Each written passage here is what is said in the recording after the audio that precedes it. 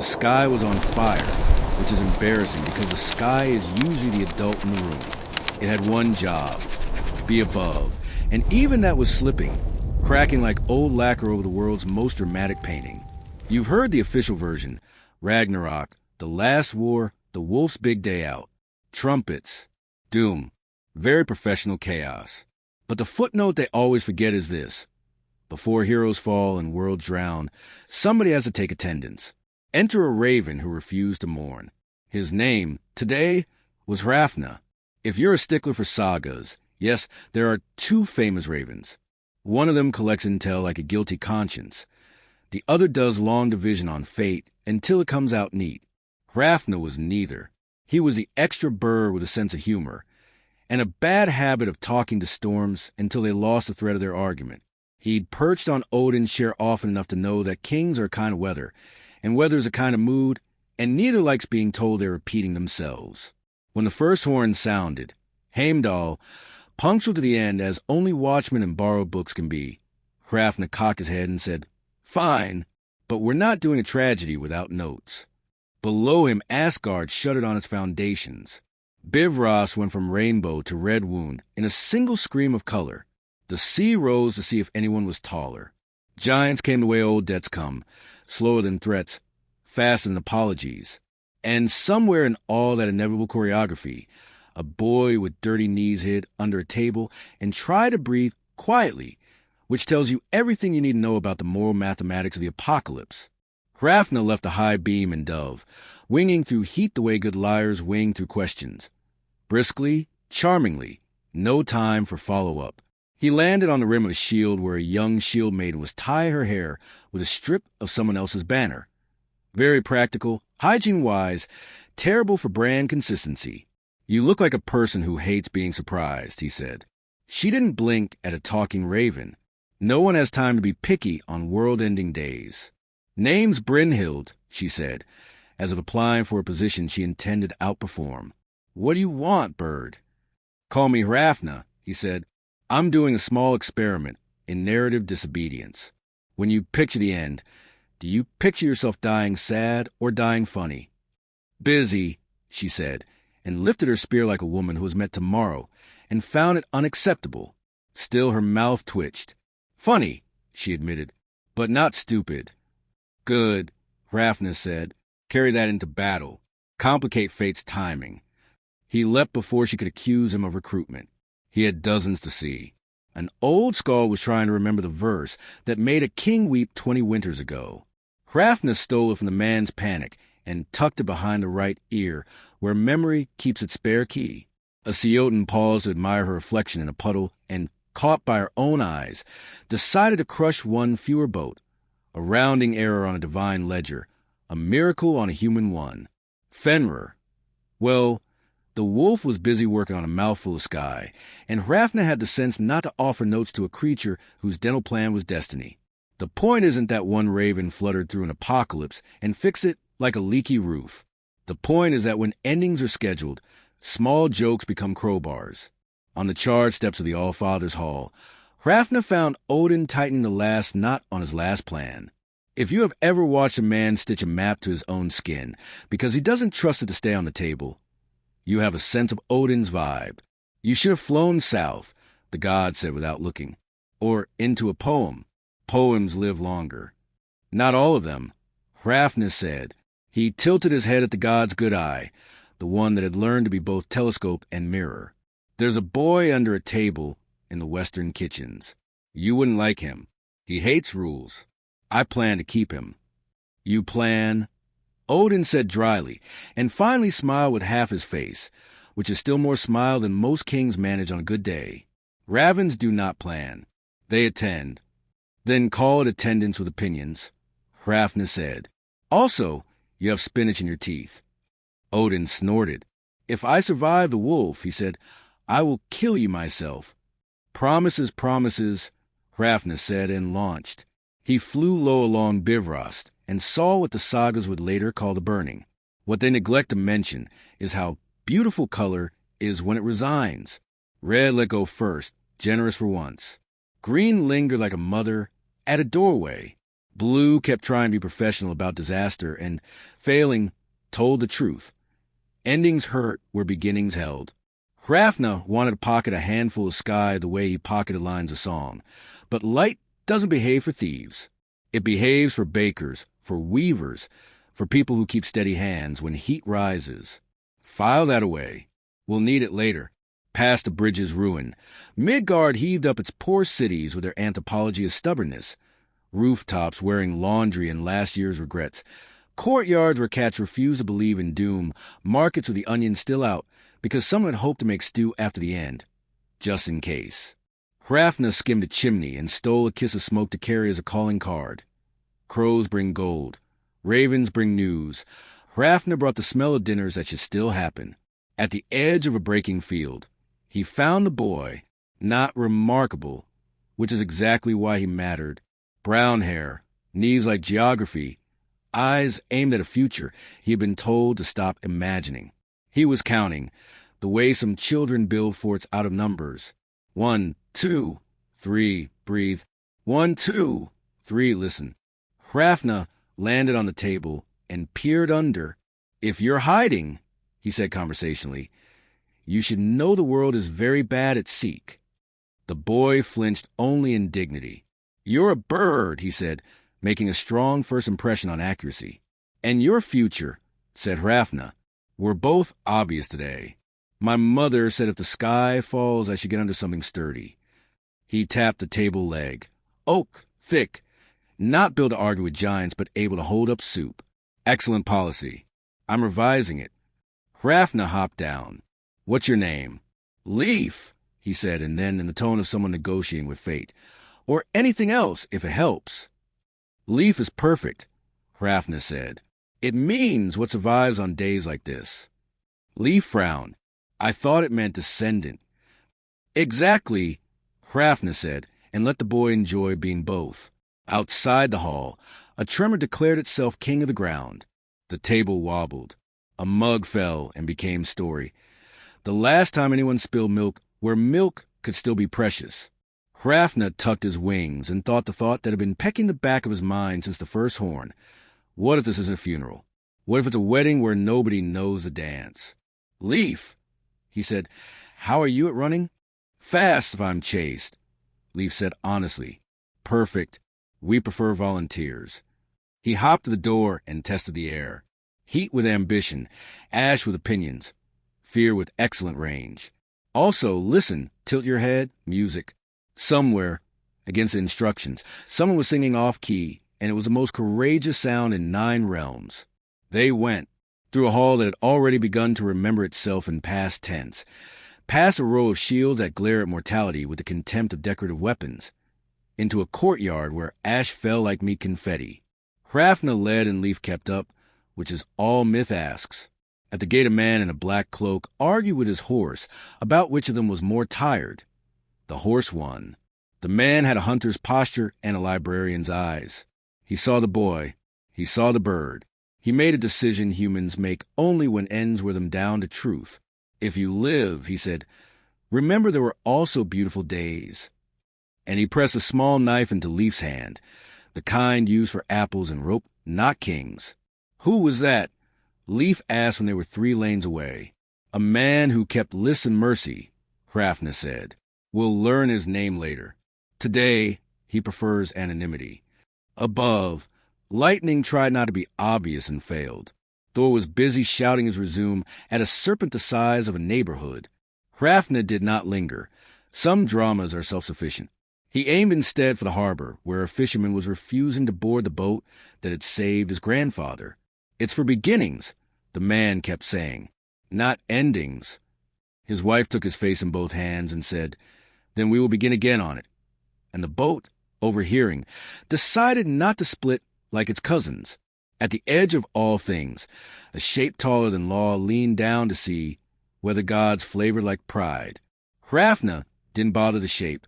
You don't correct mountains mid-fall. He went where usefulness hid. Kitchens, cradles, crow's nests, stairwells, the pause before soldier's third step where you can slip a joke between fear and duty and call it armor. Everywhere he landed, 2 things happened. Someone breathed a little better, and someone remembered a chore they had meant to do in case there was a tomorrow. Fetch water. Wrap bread. Tie up the small boat. Tell the child where the key is. This is what rebellion looks like when the world thinks it has your schedule. Back in Asgard, the Great Hall finally learned how to be quiet. Odin went to meet his wolf. Freyr went to meet a sword he'd foolishly given away for love, which, to be fair, is an honorable mistake with bad timing. The Valkyries left their wine and picked up their work. Loki smiled like a man who had just found out his best joke has grown teeth, and if you're looking for villains or saints, you're missing the point. He was a father and a fire, and like all fires, complicated near curtains. Hrafna rejoined Brynhild where the battle had become argument, not of words, of weights. She grinned at him through blood that wasn't all hers. Still taking attendance, Bird? Editing the guest list, he said. New rule. Everyone brings something to the next world. A recipe, a story, a tool. No entrance without usefulness. Who's the doorman? She asked, skewering a problem that had been shaped like a man. Me, apparently, he said. Terrifying, isn't it? She laughed, joyous and incorrect. We'll need a baker. Or several, he agreed, hearing the off-key song grow louder. Something broke then that had been promised a break. A sound like justice learning humility. A light like obedience resigning. The world fell inward and then, with impolite hopefulness, outward again. Hrafna looked down at Leif, who had made it to the harbor and was attempting to look brave without closing his eyes. You're hired, Hrafna told him. For what? Leif asked, because children who had just lost everything appreciate job security. For remembering, Hrafna said, and for telling it wrong in ways that help. The sea rose with intentions. The last of Bivras sighed the way a harp sighs when it's done making a hero feel accompanied. Hrafna caught a heat current and lifted with no plan, except not to waste a day. Below, the boy boarded. Above, the gods did what gods do with their final acts. Made certain we would talk about them later. Somewhere between above and below, the raven made up his mind. You see, he could have mourned. It was expected of the professional birds. Fly in widening circles. Call like prophecy. Fall artistically when struck. But mourning without mercy is just performance. And Hrafna had spent a lifetime watching performances end without dishes being washed. So he declared himself the patron saint of inconvenient hope, and began stealing from the end. Small things, mostly. A grandmother's lullaby. A recipe for early bread. A joke about thunder that makes frightened children snort. A map someone drew to the good berries. He packed them in his beak in his memory, and under his tongue where ravens keep smuggled nouns. And when the wave came, he went with it. Not as cargo, but as courier. If you're wondering where the second raven is in this mess, mind your manners. He's doing his job. He'll tell the survivors the official version. Who died with honor, who kept a straight back, which gods kept their lines. Hrafna's job is the unofficial version. Who laughed anyway, who hid the knife not to kill but to harvest, who kissed him on the forehead and said go, when staying would have been prettier. The world ended. It was very thorough about it. The world began. It was very shy. Hrafna perched on the mast of a boat full of the wrong provisions and the right people. Leif among them, clutching a knife he would use for apples first, and took attendance again. You, he said to the wind, no showing off. You, to the sun just peeking with guilty gold. Modest entrance, please. To the ocean, we will have words later about boundaries.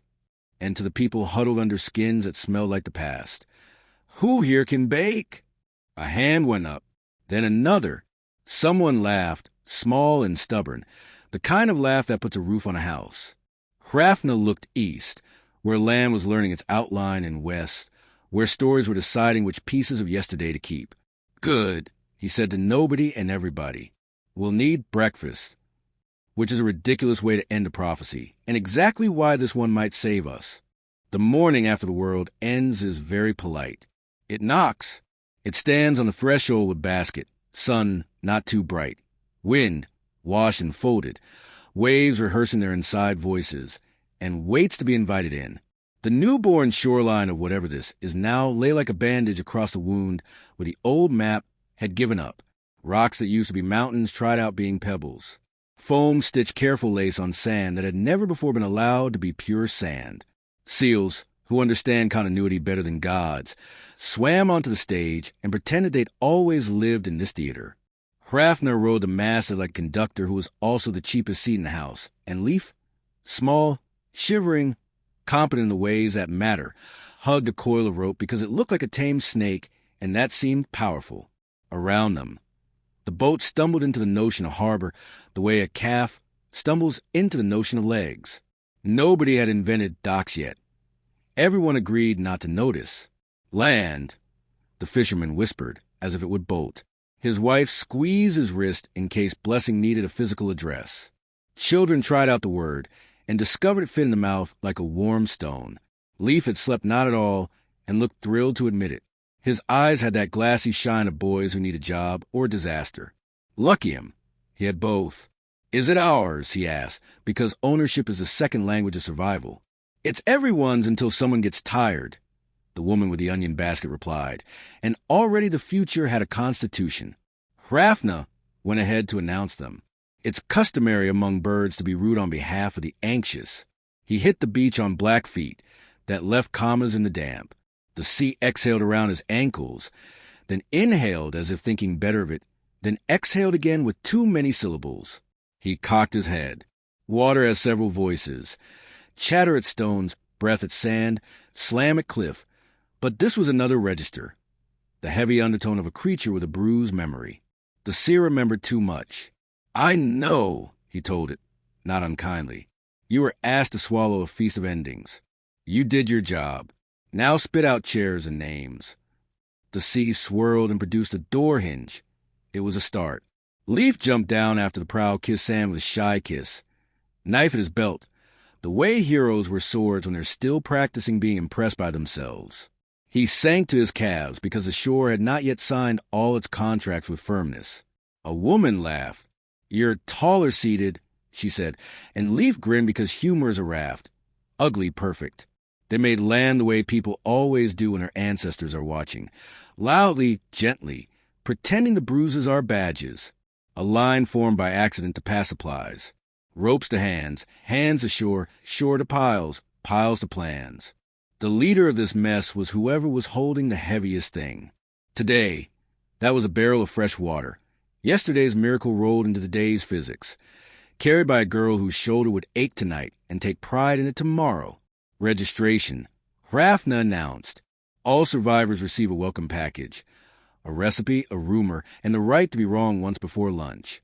He hopped onto the barrel, peered into Leif's face, and lowered his voice. You may also claim one extra shore stone for skipping. Use it as if it matters, because everything matters stupidly right now. Leif nodded like a clerk, taking minutes. What does the sea want, he asked, because the sea was practically panting with withheld narrative. To be reassured it didn't kill the world, Hrafna said. It helped. Someone ordered it. It obeyed too well. Now it's ashamed in a way fresh water doesn't understand. The boy considered that with the seriousness you hope to see in someone trusted with knives. We could give it a chore, he said. Hrafna loved him a little for that. Correct, he said. We're in a golden age of chores. They found a place where the beach had piled itself into a promise of shelter, a hollow scooped by accident into architecture. There were stones, flinty and ideal for making other things reconsider themselves. There was driftwood that believed it was a fleet. Above, a cliff wore a fringe of grass like a new haircut. Hrafna took inventory. For blankets that smelled like yesterday, 3 nets with more hope than string, a kettle older than the man carrying it, 2 babies with very loud opinions about continuity, and a loaf of bread that had somehow become both symbol and lunch. Anyone bake?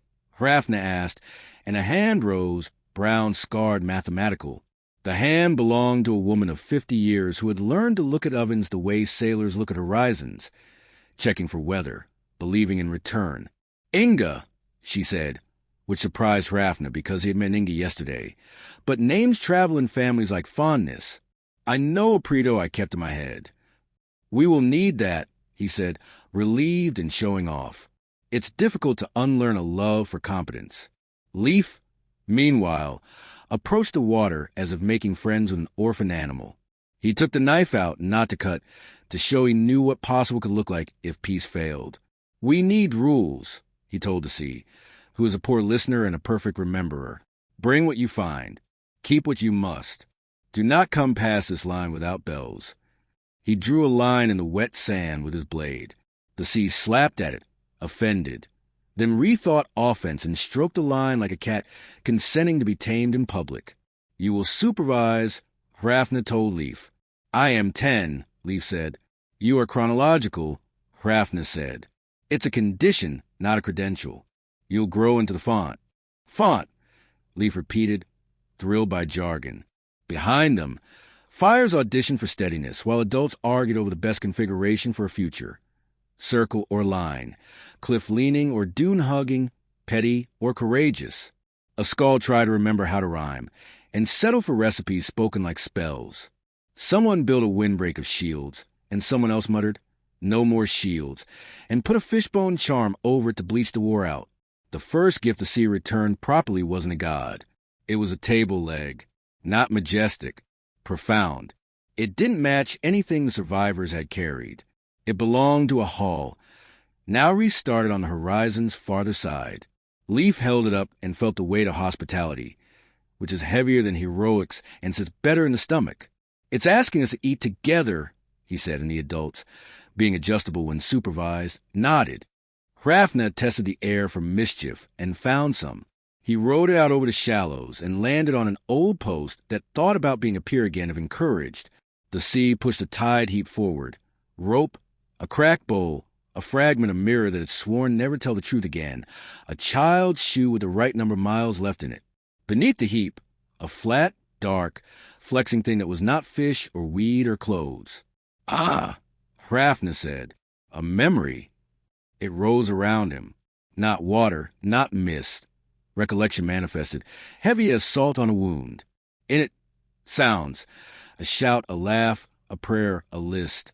A face. Not a god's, just a man's. Turning back once with the expression of someone who has just realized he left the stove on and the entire house is a stove.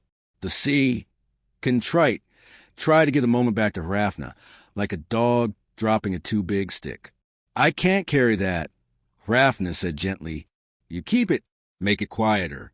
We'll make a place for it to visit." "Is the water crying?" the onion woman asked, because the waves had begun to pat the shore with a softer ruin. "All things cry when promoted too quickly," Hrafna said, thinking of gods and infants. "We'll build a house for tears that don't want to be seen." "Like a shade house," Leif said, because boys who watch women work learn architecture. "Exactly," Hrafna said and looked inland.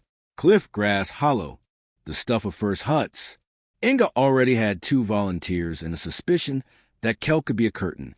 The fisherman was arguing with a drift tree about whether it meant to be a beam. It agreed to audition. The babies, fed, were applying squeals to the general morale. Night. Not here, yet here in a way that shadows under lids understand schedules. Hovered and approved the plan to invent softness. "What about salt?" Leif asked. "We'll need it for fish and tears." Hrafna hopped onto his shoulder, improper, adorable. "Boil it in the big pot you borrowed from history." Leif pointed at the kettle. That one belonged to a woman who never wasted an onion peel. "Then we will not either," Hrafna said. "Every peel will be a prayer." He leaned into the boy's cheek with his forehead. A bird's idea of a nudge. "When people begin making gods again, remind them the new ones like stew. Will they?" Leif asked, skeptical in a way that deserved promotion. "If they expect to be invited," Hrafna said. The sea, eager to be reassigned from murderer to co-worker, offered up 3 planks, a ball of tar in a shell, a jar of nails that hadn't learned rust because they weren't finished being useful. "You see," Hrafna told it, "you're excellent at salvage. Let's put you in charge of regrets and rope." "Regrets," Leif said thoughtfully, threading rope through his fingers, "are like knots that you don't cut." "Until they choke," Hrafna said. "Then you cut with an apology." They worked, which is to say, they invented the next world out of labor and jokes, the only sturdy ingredients. The first hut looked like the sky had dropped a mitten and someone had claimed it. The second was prettier because pride is a fast student. The third was uglier because hunger had its own timeline. By the time the sun had mid-afternoon, they had a row of shadow where a nap could trust itself, a windbreak stacked with shields that were losing their appetite for war, a table leg wedged into sand like an altar no one would kneel to, and a pot of water snorting over a fire as if practicing laughter. Hrafna ran quality control at the shoreline. The sea was overproducing. It sent a flood of useless perfection. A chest of gold too heavy to lift without hating each other, a throne whose legs sank with comic honesty, a mirror so bright it erased faces. No, Hrafna told each, pecking them back into the tide. Keep the heavy shame. Send us what holds bread. The sea, in courage, returned a cutting board. The crowd cheered like people who understand wealth. It gave back, late and shy, a long-practiced tune that had lost its words. Inga caught it with the corner of her mouth and handed it to the pot. The water sang, and all of you who have waited for soup know how holy that is. Leaf took his shore stone and squinted down the water skin. He threw once, and it sank, because anyone good at anything has a first failure no one remembers. The second time, it skipped 3 times, which is the right number to make ancestors smile behind their hands. On the 4th skip, it hit something that was not water at all and sat. He waited out, careful as a boy being watched by waves with opinion. The something was an object shaped like a horseshoe, but older, made for feet bigger than stories. He dug it free and held it up, proud and appalled. Giant's shoe, the fisherman said, forgetting fear long enough to be provincial. No, Hrafna said, hopping closer. A hinge, from a door the size of a habit. Useful, Leaf breathed, like a knight discovering a doorstop that might keep out dragons. Very, Hrafna agreed. We're going to hang doors all night and teach the day how to knock. They made a place for remembering, because Hrafna insisted, and the sea would not shut up until offered calendar. It wasn't a graveyard. The dead had their own addresses. It wasn't a shrine. Shrines tend to go power-hungry by lunch. It was a house for heavy weather. For posts, a roof of kelp and cloth, a floor of sand raked smooth by Frost's nephew, who had turned up for internship. Inside, a bench where 2 could sit without deciding who spoke first, a bowl for names you aren't ready to say, a wall you could lean against and pretend not to be crying. The door hinge went over the lintel like punctuation. You may bring your too much here. Hrafna announced the tide and the people. The sea will take it in small helpings. We'll keep copies for forgiving. What about the gods? Someone said, a woman with ash on her face in beautiful patterns she had not chosen. They are busy being nouns, Hrafna said. We will hire the verbs.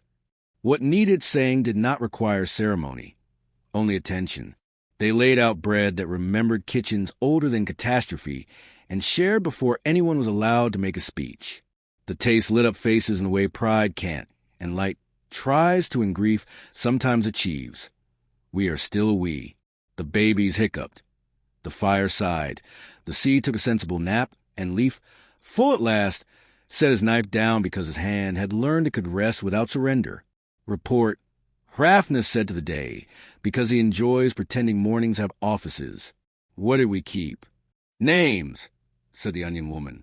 We kept those on the right faces. Tools, said Inga. We kept those for humble jobs. Bread, said everyone. Regret, said the sea from the threshold of the house for heavy weather. But smaller. Good, Hrafna said. Tomorrow we teach the cliff to stop judging us. Leaf squinted up at that cliff. It squinted back in stone. How do you teach rock? He asked. You tell it can be a staircase, Hrafna said. And then you climb once, nicely. Will you leave? The fisherman asked, not because he wanted him to, but because departures live rent-free in the minds of the freshly spared. Attendance is my vice, Hrafna said, considering the horizon where new trouble was making polite shapes. I'll be back whenever your chores get ideas. Leaf's mouth pulled sideways. Are we the beginning? You're beginning, Hrafna said. Beware of monopoly. Evening came with no interest in grand exits. It wore the color of soup after the first bowl. Committed, kind. Someone started singing off-key again, and this time other voices found the notes and moved them where they belonged. Night approached with her hands open, no weapon, all wall, and the shore learned shadow without being frightened by it. The house for heavy, weather-filled, and emptied like a lung you trust. The cliff forgot to be a judge and remembered it was a shelf. Leaf, allowed to fall asleep in a hut he had helped insult into being, dreamed of door hinges the size of promises, and woke with a sentence in his mouth. Begin kindly. He told Hrafna in the dawn with the confidence of boys who haven't yet learned to be embarrassed by revelation. Hrafna tucked the sentence under his wing where he keeps the weather and the small laugh that undoes large lies. We'll write it on the wind, he said, and pretend we found it there. Before the sun got ideas about authority, the sea rolled up one last gift for the morning, a small, dented bell. It sounded terrible, tinny indecisive, honest. Leaf rang it experimentally. The wavelets arranged themselves as if complimented. We'll ring at dusk, Hrafna said, to tell the dark it is loved. We'll ring at dawn to tell the light it need not perform. At noon we'll ring for naps as an act of rebellion. What shall we ring for at midnight? Leaf asked, because he had discovered the joy of completeness. For whoever is awake and needs to be seen, Hrafna said. He hopped to the mast as the boat, empty now of cargo and full of chores to fetch, nudged back out to teach another little harbor how to stop apologizing for survival.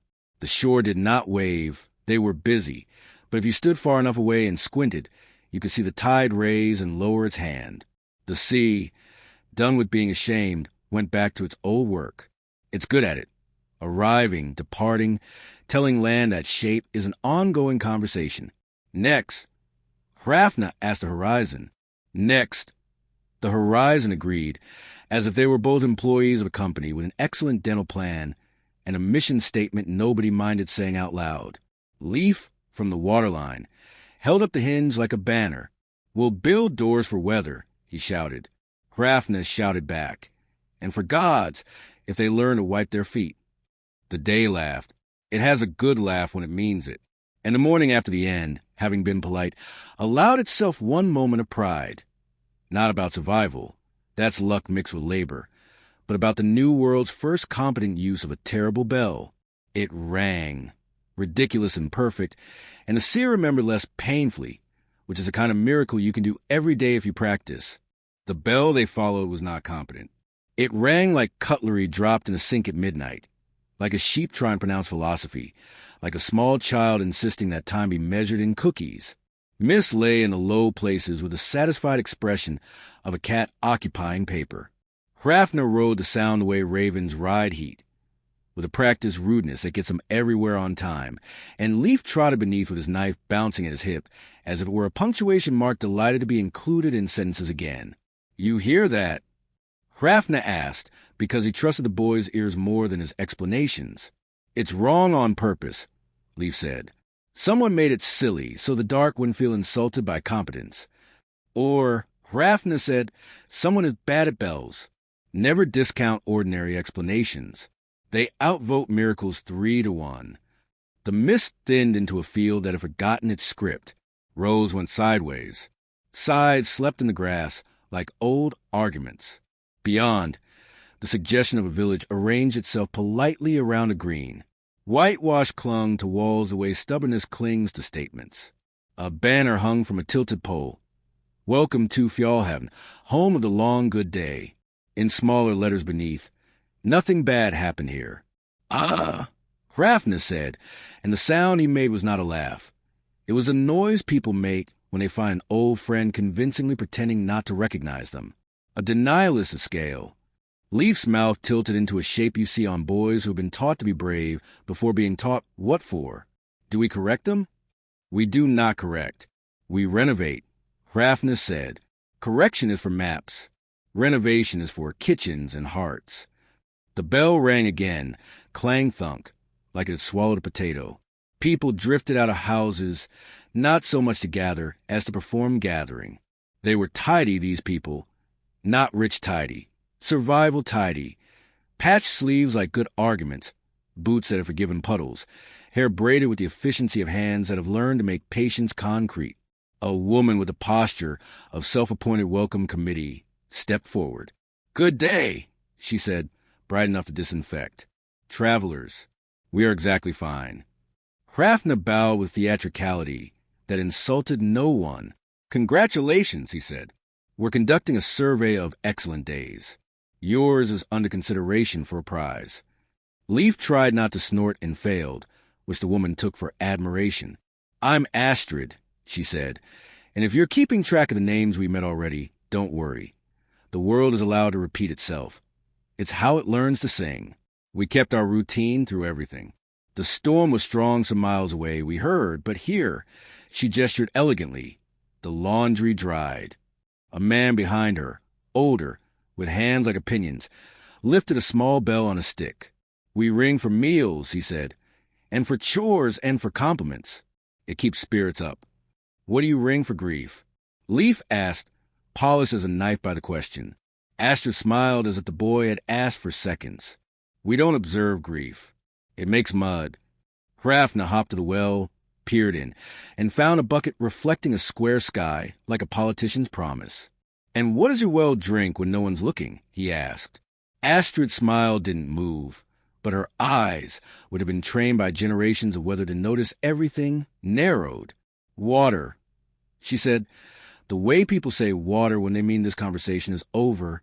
Leaf needed the air near his belt the way boys need dough when they're learning what tight enough means. "We have a bell," he offered, bringing out the dented thing the sea had gifted. Tinny, unhandsome, honest. "We ring it for whoever is awake at midnight and needs to be seen." The little crowd breathed in through their noses, a sound like a page being taken back. "We don't have midnights," said the man with the compliments bell. "We have extended afternoons." "We don't have wolves," said a child clutching a wooden sheep. "We don't have endings," said a grandmother softly, and the sentence revealed a scene where the lie had stitched itself to something worth preserving. Hrafna looked at Leaf. "This is not a village of liars," he said low. "It's a village wearing its good coat overwound." "Then we need a laundry line," Leaf said, surprising and perfect. "Hire that child," Hrafna told the day. They were invited, because hospitality is a muscle stronger than denial, into the common hall. It smelled like yesterday resolved into supper, onions, fish, steam with ambitions. The benches had learned to be kind to old knees. On the wall, a painted scene, fjord, sun, boats with sails too white to believe. In the corner, a pile of things that had not yet admitted their names. A broken oar, torn sail, a door taken off its hinges, a bundle of nets that looked newly washed to compress the truth. Astrid kept smiling and served bowls with a grace that had made it through worse. "You're lucky," she said. "Our harvest was fine." Leaf tasted the stew. It was fine. He set his spoon down gently. "Who died?" he asked, because sometimes you must kick the door so softly the house forgives you. Bowls paused. Spoons hovered. The man with the compliments bell rang it without meaning to. Astrid measured Hrafna with the quick yardstick of someone who respects a fish in pain. "We don't use that word," she said. "What word?" Hrafna asked, greedy for necessary work. "All of them," she said, and now the smile was telling the truth. It was armor well made. He hopped to the pile in the corner and nosed the door. "This belonged to someone," he said. "Doors do. They learn the weight of a hand." "No one special," Astrid said, and the hall flinched like a ship misreading a reef. Leaf went to the well bucket on the table and looked down into the square sky again. It was perfect, too perfect. He took his knife and, with the deliberation of a boy learning surgery, cut a small thread on the bucket rope. The bucket sank a finger's breadth. The water lapped, and in the ripple the square sky became sky again, uneven, complicated, honest. Someone gasped. Someone else sat down, because their legs had been doing unnecessary heroics for weeks. The grandmother closed her eyes and let one tear out of storage. "What do you ring when you tell the truth?" Leaf asked. The man with the compliments bell looked at his metal, as if it had betrayed him by being itself. "We don't have a bell for that," he said. "We brought one," Hrafna said, and produced a terrible midnight bell. He set it on the table. It looked like a joke and like medicine. Astrid took a breath that attempted to resign and landed on relief. "Our dead," she said, very evenly. Went out the north door when the water pretended to be polite. They didn't scream. We told the children they were at the summer pasture. The children were not fooled. We asked the sea to return what could be returned. It sent back a bell that sounded like an accident. We decided to be stubborn instead. Hrafna bowed without theater this time. Stubbornness saved you, he said. Stubbornness will not let you rest. Rest is for those who can afford it, Astrid said, and the room murmured the tax tables of grief. Leif picked up the midnight bell and rang it with the solemnity of a boy who has cleaned a fish and now understands blades are honest. The sound went around the rafters and found corners where denial had set up housekeeping. The hall did not collapse. The roof did not judge. The stew did not curdle. People exhaled, some in humor, some in harm. We can eat and cry, the grandmother observed. We are not complicated creatures. Speak for yourself, the fisherman said, and wept into his bowl anyway. They did not need sermons. They needed chores that admitted reality. Hrafna climbed the beam and laid out the plan with the briskness of a foreman whose union is hope. You will keep your long good day for work, he said, and carve out small midnight rooms for grief. We'll build a house of honest weather. Yes, like the one down the coast, but with your door on it. We'll paint the names on planks and let the sea read them. We'll lower the bucket all the way and let the well answer questions. What questions? The compliments bellman asked, quiet now, as if fear had learned whispering. Are you thirsty? Hrafna said. Only that. It's more than enough. Where do we put the bell? Astrid asked. In the kitchen, Leif said. Between knives and flour. That's where truth belongs.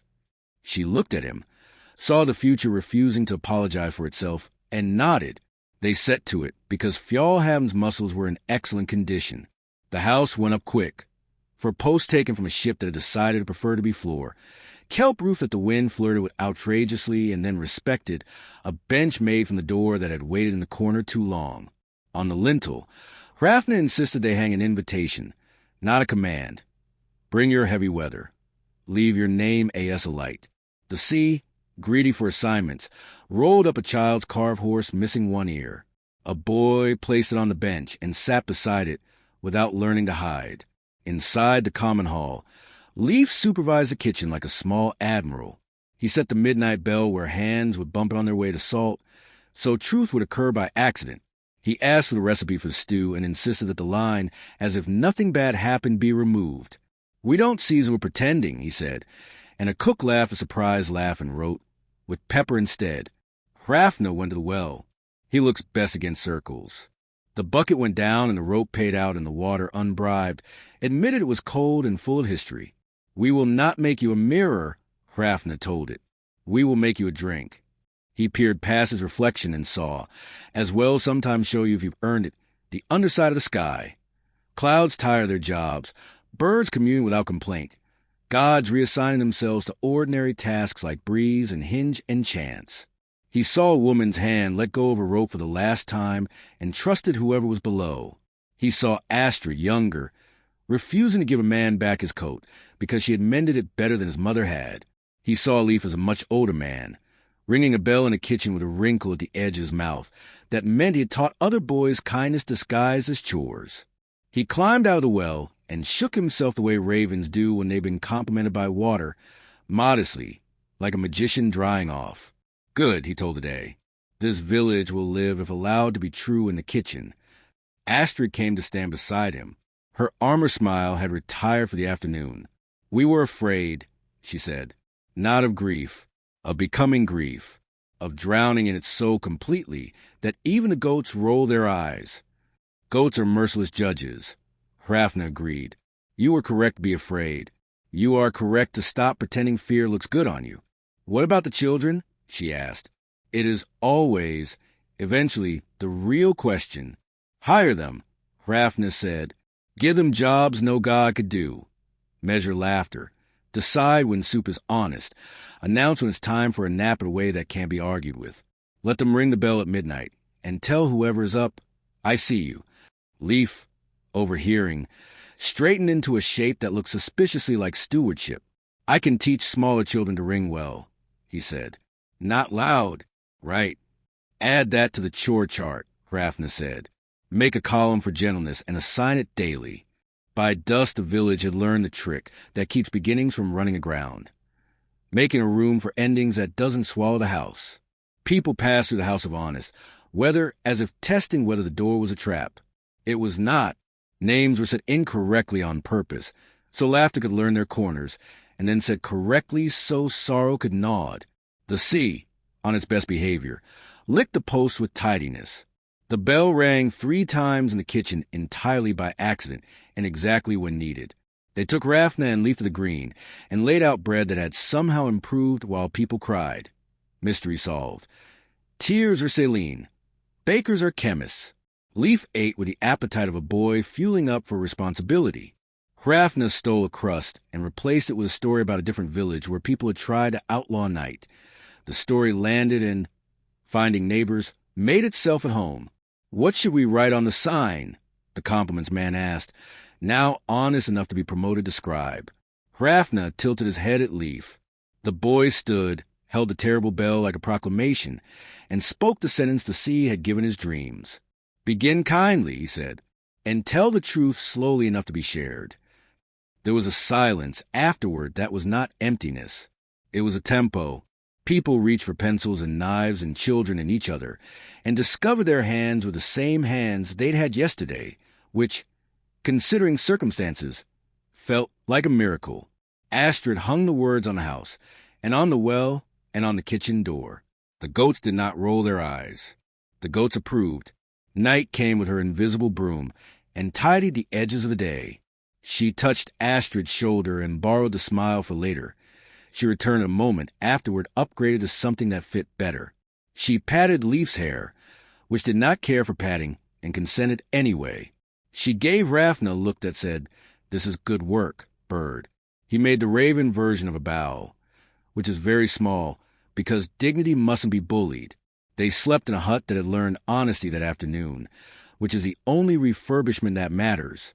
Hrafna listened to the breathing of a village that had stopped holding its lungs hostage. Leaf dreamed again of hinges, and awoke to the taste of metal and breakfast.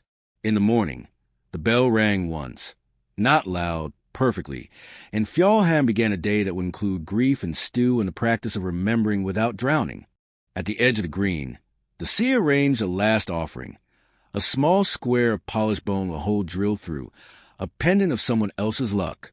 Leaf tied it to the bell rope as if necklaces and duty were cousins.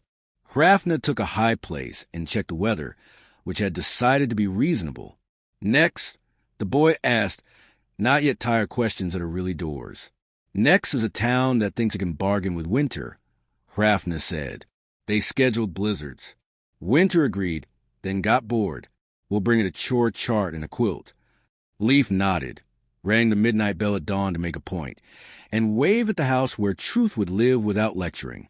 The village waved without hands, with shoulders unclenched, with a shared exhale that smelled like onions and relief. The mist lifted in strips like old wallpaper.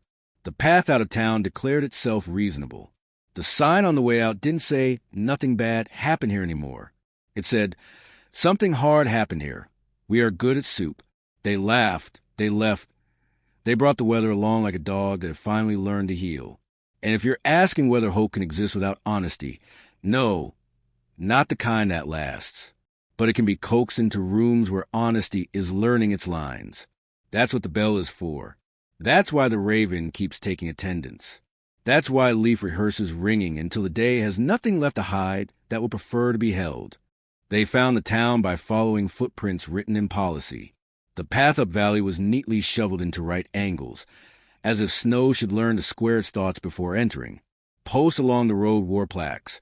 Notice, frost between 6 to 9 o'clock, except holidays. Glaze advisory permit required.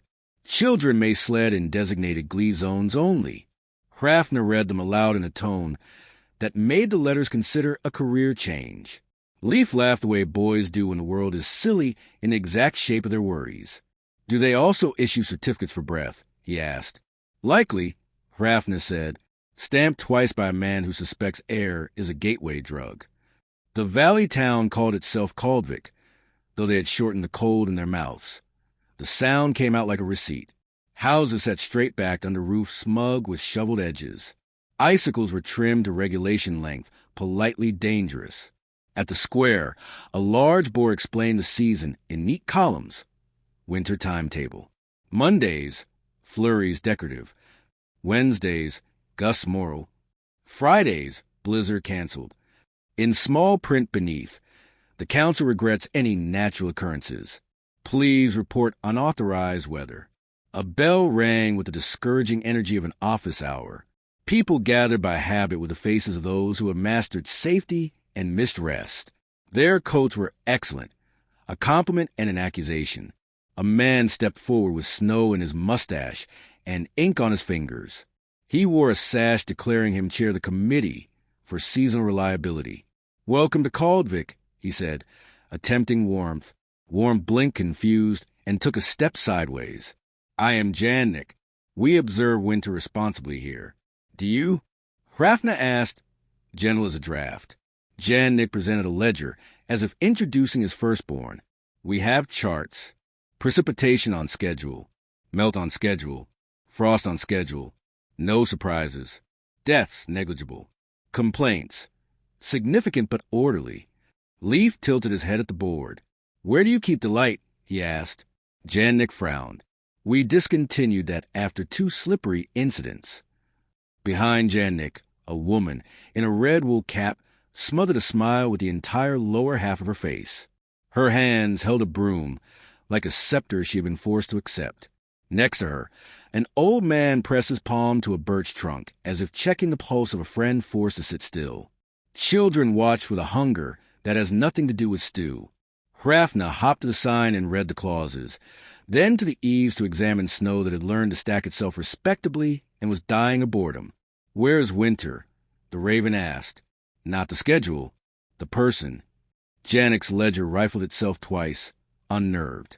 "We don't keep a person," he said. "We keep a desk." He gestured to far into the square, where a wooden booth faced a mountain like a polite insult. A placard above it read, "Warden of Weather Interim." Hrafna hopped closer. The booth smelled like cedar, worry, and forms. Inside sat a figure in a gray cloak, hood back, hair the color of hoarfrost pretending to be sugar. Not a god. A functionary promoted beyond comfort. Their hands were chapped from stamping. Their eyes were the exact shade of a clear morning that should have been deeper. In front of them, stacks of permits and a small brass seal that had learned despair. "What name?" Hrafna asked. The figures startled slightly, then collected themselves with professional sorrow. "I'm Lynn," they said, "clerk of the cold, temporarily acting warden." They looked at the mountain as if waiting to be corrected. "I file snow." Leaf leaned on the booth ledge like a boy negotiating for a story. "Do you like your job?" Lynn thought an extremely long thought. "I liked it when it was a job." They said, "Now it's a wall." Jannik cleared his throat with parliamentary menace. "We installed the booth after the rogue blizzard," he told Hrafna, which is how you can tell people respect weather. They call it rogue when it remembers being itself. We will not be surprised again. "Surprise is the only way winter tells jokes," Hrafna said. "You banned humor. We banned hazard." Jannik corrected. "People died of cold before the booth. Now they do not. They do not die," the woman in the red cap said softly. "But they are not alive." Jannik's shoulders did a bureaucratic shrug, the kind that is technically posture. Leaf glanced at Hrafna. The raven nodded. They had learned this dance. Denial cloaked in diligence. Fear disguised as order. It is a holy thing, fear. It keeps babies breathing in fires and cages. But call it God, and you end up worshipping rot. "We are here to audit," Hrafna declared, loud enough to gather both skeptics and secret allies. "Not your paper. Your weather." The square made that careful sound crowds make when they want to be saved and want to argue about it afterward. Lynn slipped a permit through the booth slot, as if smuggling contraband sanity. "What do you need?" they asked. "A quilt," Hrafna said. Jannik blinked at the genre error. "We do not issue quilts." "Precisely," Hrafna said. "That is your first offense." They walked, which is how you learn the real season. The alleys were clean where they should have been complicated. Snowdrifts had been domesticated into tasteful shoulder-high suggestions. Eaves dripped on cue. The river at the far edge wore a dull lid labeled safe by consensus. Leaf crouched and tapped the ice. It tapped back politely but not honestly. "Where do you keep Thaw?" he asked Lynn. Lynn pointed to a calendar. "Third week of month 2, they said, unless extended by community vote. Hrafna puffed his feathers against a wind that had been trained to stand in the corner. "Thaw is not a policy," he said. "Thaw is a kind of forgiveness." The woman in the red cap followed at a distance, defended by her broom. "I'm Sissa," she said when Hrafna pretended an introduction had been offered. "I sweep roofs and secrets." She flicked her chin at Janek's back. "He lost a brother in the road blizzard. We made our grief into a fence. Now we live in a pen and call it pasture. You kept people warm," Hrafna said, "and created rot." Sissa grinned without humor. "You noticed our cellars," she said. "The potatoes confessed by spring." They reached the granary. The door opened onto the smell of damp speechlessness. Bins were labeled, lids aligned like soldiers who know the drill and have forgotten the song. Leaf lifted a lid. Inside, a small republic of mold, not conquering, governing. "Warmth without pause," he said, repeating the sentence Hrafna had taught him like a charm. "Becomes rot." Janek arrived in a hurry and embarrassment. "We are addressing," he said, as if the verb could bleach the green. He pulled a paper from his ledger. "We commissioned increased ventilation." "Air is not paperwork," Sissa muttered. Lynn looked at their hands. "We postpone cold on market days," they said. "We postpone it again for festivals. We postponed it for grief. Then we forgot to invite it back."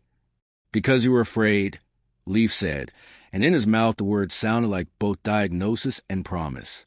They took the conversation to the mountain's face, where winter waited in its true office. Pines stood like choir boys trying not to sneeze. The peaks wore a light that made old bones feel remembered. Hrafna hopped to a boulder that had made a career being sat upon by arguments. He lifted his beak and called, not loudly, correctly. The sound went up the hill like a letter with excellent addresses. The wind whooshed as if reading.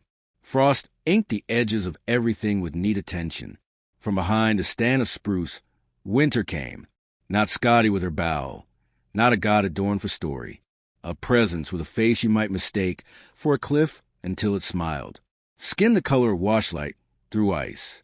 Hair braided from hoarfrost and old women's advice. Breath that smelled like clean. When winter spoke, the words gathered and arranged themselves by temperature. "You place me on a grid," she said without scorn. "You turn my moods into minutes. I consented because grief makes poor treaties. Now your cellars ferment treason, and your children dream only of noon." Janek bowed, which mattered. "We were afraid," he said in fear. Hearing its name calmed a little. "We asked for safety. We did not ask for smallness. We created it anyway." Winter's gaze went to Lynn.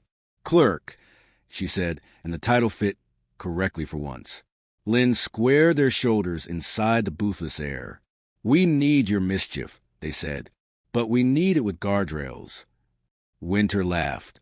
"The sound mapped ravines and found them beautiful. You want a chore chart?" "We do," Hrafna said. 3 tools, bellows cloth, witness. He gestured to the square. "Ring for frosted dusk. So bread learns patience and cellars remember humility. Hang starcloths in windows to make peace with early dark. Choose witnesses to speak what they see, not forecasts, accounts."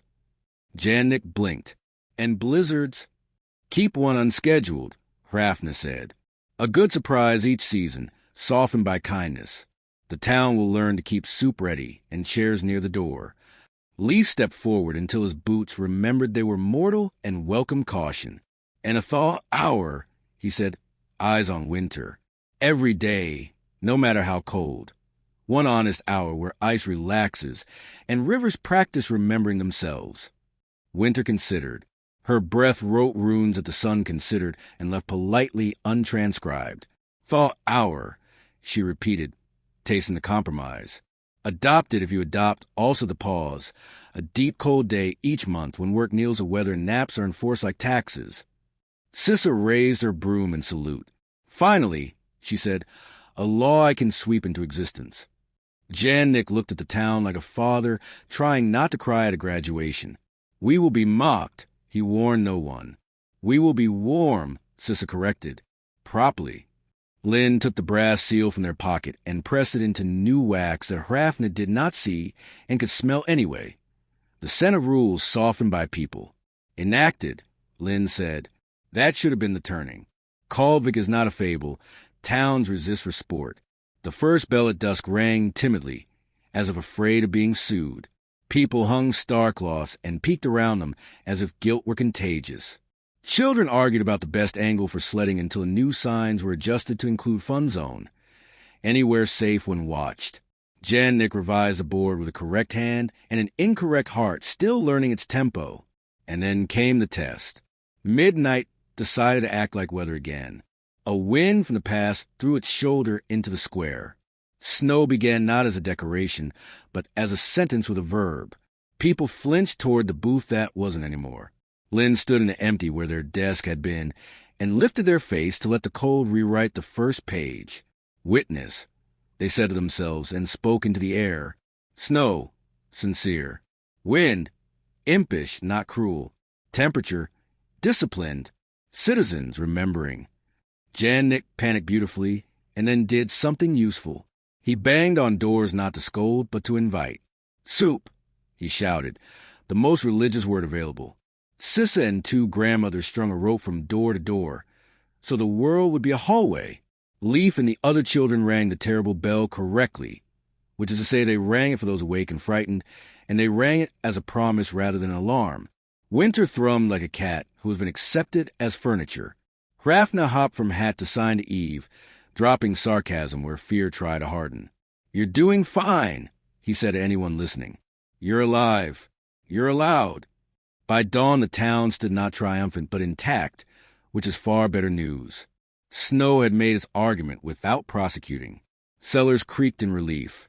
The river practiced thawing precisely 1 hour and behaved. The bells at sunrise sounded like a village that had met honesty and decided to use it for tea. Children sled illegally for 3 minutes and were promoted to sanctioned joy. Jan Nick rewrote the board in a hand steadier than truth expects of officials. Winter timetable became winter agreement. Beneath in smaller script, thaw hour daily, nap day monthly, one beautiful surprise PR season. Add, complaints hired, Hrafna advised. Appoint someone to say when gloves itch. Sissa raised her broom again. I'll do it, she said. I have strong opinions about comfort that benefit others. Lynn stood in the square with palms open, learning to stamp nothing. Winter stood with them, less a goddess than a colleague. She lifted a hand toward Jan Nick. You learn to keep people from freezing without teaching them to calcify, she said. We are friends again. Jan Nick bowed differently this time. Less correct, more true. We will leave the booth dismantled, he said. We will keep the desk. To write thank you notes to storms that behave. Hrafna approved. Gratitude is weather's favorite bribery. They spent the day mending cellars and charting the nap day with almost obscene pleasure. Children painted sleds with runes that meant go and soft and mind your knees.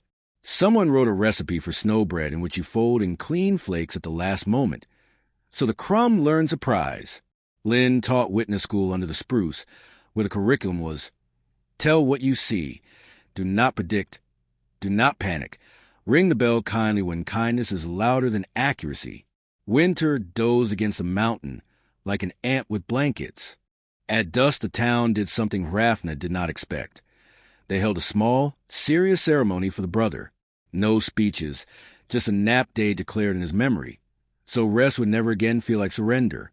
Jan Nick set his ledger on the snow and let it collect a dusting, new ink for future sense. Sissa laid her broom over it like a cross. Lynn borrowed the terrible bell and rang once. It sounded ridiculous and exactly right. Leaf slept on a bench in the granary doorway, face pink with hard-won air, dreaming of a rooster that crows only when chai is ready. Hrafna perched on the sign, and Watch Night tucked the square in with strict grace. He thought of all the places that tried to pivot from fear to decency and fell. He thought of those who would come after, list in hand, needing proof that the world could be scheduled and loved without contradiction. He thought of winter as a teacher, not a test. In the morning, thaw hour first, naps later. The square smelled like bread practiced by cold. Janik affixed a new brass strip to the board with the solemn joy of a man revising a liturgy. Winter is a right, it said. Warmth is a responsibility. Pauses are public infrastructure. Put on the nap house, too, Hrafna said. And on the door of the committee room, especially there, Lynn came to stand with them. Where next? They asked, because clerks learn to love forwarding. A harbor that tries to charge tides rent, Hrafna said. Will bring receipts. And quilts? Sissa asked. Always quilts, Hrafna said. They left at noon because it annoyed the timetable and delighted the thaw. The path down valley had forgotten its right angles and decided to be a path. Children sled near it, safely irresponsible. Winter lifted a ribbon of wind and tied Hrafna's thoughts into a bow. Neat, slightly proud, reusable. Leaf walked with his knife asleep at his hip, because some days let boys be boys without making them weapons. At the ridge they looked back. Kaldvik breathed, a village that had learned to let seasons be seasons and people be people without filing either to death. In the square, the board shone politely. On the far roof, Sissa had written with a broom in fresh snow, the only benediction worth reading from above. Begin kindly. The letters melted at thaw hour and returned at dusk, because wisdom prefers repetition to announcements. Hrafna turned his beak east. Next, he said. Next, said the weather, pleased to be included. The harbor had a sign that made the sea laugh. It was a very dignified laugh. 3 waves and polite foam, but a laugh nonetheless. The sign read, Tides by appointment only. Below, in smaller letters that had been offended into neatness, late fees apply. The pier wore ledger lines. The water had been asked to initial. Hrafna landed on the sign and pecked once, just to hear the bureaucracy ring. It rang like a coin dropped into an empty idea. Leaf stood with his hands on his hips because boys are allowed to try being harbor masters for exactly 1 minute at a time. Do they invoice the moon? He asked. They invoice everything, Hrafna said. The moon pays in phases. The harbor called itself Brimgard, which is a kind of name that wears a helmet to breakfast. Piers jutted out like accusatory fingers. A little gate at the head of each pier had a brass slot. Tide rent. There were posted rates. Neeps were discounted for lack of enthusiasm. Spring tides paid extra for attitude. Overtime applied to storm surges unless accompanied by prior written apology. A boy with a slate sat on a stool and checked boxes each time a wave went by, which is to say his wrist had begun to hate his future. The harbor master strode out of an office the color of regret. He had a beard that had learned to be symmetrical and boots that had never once trusted mud. His coat was stitched with the kind of precision that suggests an enemy. His name, predictably, was Master. Welcome to Brimgard, he announced, as if unveiling a monument. Our arranger with the ocean has eliminated chaos. The ocean sloshed against a piling with the affection of a cat presented with a treaty and a string. Leaf glanced at the ledger board. What happens if the tide refuses to pay? The harbor master smiled the way ledgers smile when they have discovered a new column. We fine it, and if it refuses to be fined, we double the fine. Hrafna ruffled his feathers into a shape that meant the show would be excellent, and if it still refuses? The harbor master gestured toward a shed with a padlock. We impound driftwood. A woman carrying a crate of fish paused. We also confiscate shells, she said, grim with long practice. The sea loves shells. It notices. It does. The sea agreed, not with words, but with that sudden attention water gives when you insult its jewelry. Hrafna hopped down to the ledger table, which had already been varnished against compassion. He studied the columns. Fees collected today. 1 bucket of coins. 3 crates of gilt. 6 favors owed by sailors who will not meet your eyes. Fees outstanding. Moonlight gull laughter. A storm that brought in a missing cousin and was billed for docking him alive. You're charging gratitude, Hrafna said. Interesting revenue stream. We charge for use, Master corrected, and the word sounded like a key that opens fewer doors than it thinks. A clerk in a hat too tidy for salt came bustling up, holding a triplicate form. "Excuse me, sir," she told the harbor master. "The noon swell is attempting to enter without a ticket." "Cite it," Master ordered. The clerk ran to the edge and shook the form at a ripple. The ripple was impressed and came twice as high. Leaf bit his lip to keep from laughing out loud. He failed a little. "Do they at least give receipts?" "We stamped ashore," the clerk said, offended into honesty. "Look. On the sand below the office, stamp marks. Paid, late, paid under duress. Partial payment accepted in seagrass." "Excellent," Hrafna said. "The beach is learning accounting. Soon it will unionize. Brimguard, like all places that declare victory over something that is not an enemy, looked tired around the eyes. Nets were mended too tightly. Ropes had been coiled into circles so perfect they had never once housed play. The boat sat with the posture of animals whose owners believe in discipline as a substitute for trust. Children threw stones in straight lines. A bell hung at the end of the longest pier. It had never been rung for joy. "Tour," Master offered, confident that he could impress them out of their curiosity. He led them along Pier 1, where plaques listed the harbor's triumphs in the same tone used to announce the capture of small countries. Flood prevention, Year 1. Tariff stabilization, Year 2. No surprises, Year 3. Below that, smaller, written by a different hand. Fish came less often. We blamed the fish. "Where did this begin?" Hrafna asked. "A disaster," Master said, and the word wore him properly. "A storm broke 3 boats and 2 families. We decided then, no more free rides for water." Leaf looked at the tide. The tide looked back like a dog who has been accused of reading and refuses to argue. "Did you also charge the wind?" he asked. "We find it," the clerk said. "We nailed the citation to a mast. It left without paying." "How cruel," Hrafna murmured. "Wind is notoriously solvent." They came to a small shrine disguised as an office. Moon liaison. Inside, a woman with ink-smudged thumbs and a smile that had survived a loveless policy was painting phases on a wheel. "We send invoices nightly," she said brightly. "We never get replies. We keep excellent copies." "Let me guess," Hrafna said. "The moon answers in tide." The liaison smile faltered into person. "Every time," she said. "I think it might be love." The tour concluded at a fenced square labeled driftwood and pound, what the SEA owes. Inside, a pile of the world's lazy genius. Planks with the smooth intelligence of long travel. Branches gnawed by salt into sculptures children would have understood if permitted. A log that wanted very badly to be a bench. A crown of rope. A door with no house left in it, that somehow still said welcome. Leaf stood very still.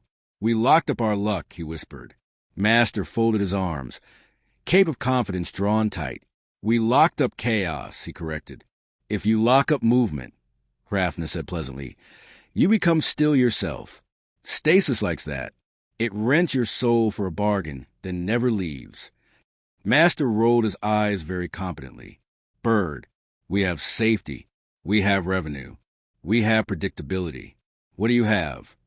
"A bell," Hrafna said, "and a boy with good grammar." Leaf saluted with his knife because it was big enough to be funny and small enough not to frighten anyone except a turnip. "We also have an agreement with the river," he added, exaggerating by a haircut. "Do you?" Master said, bored into curiosity.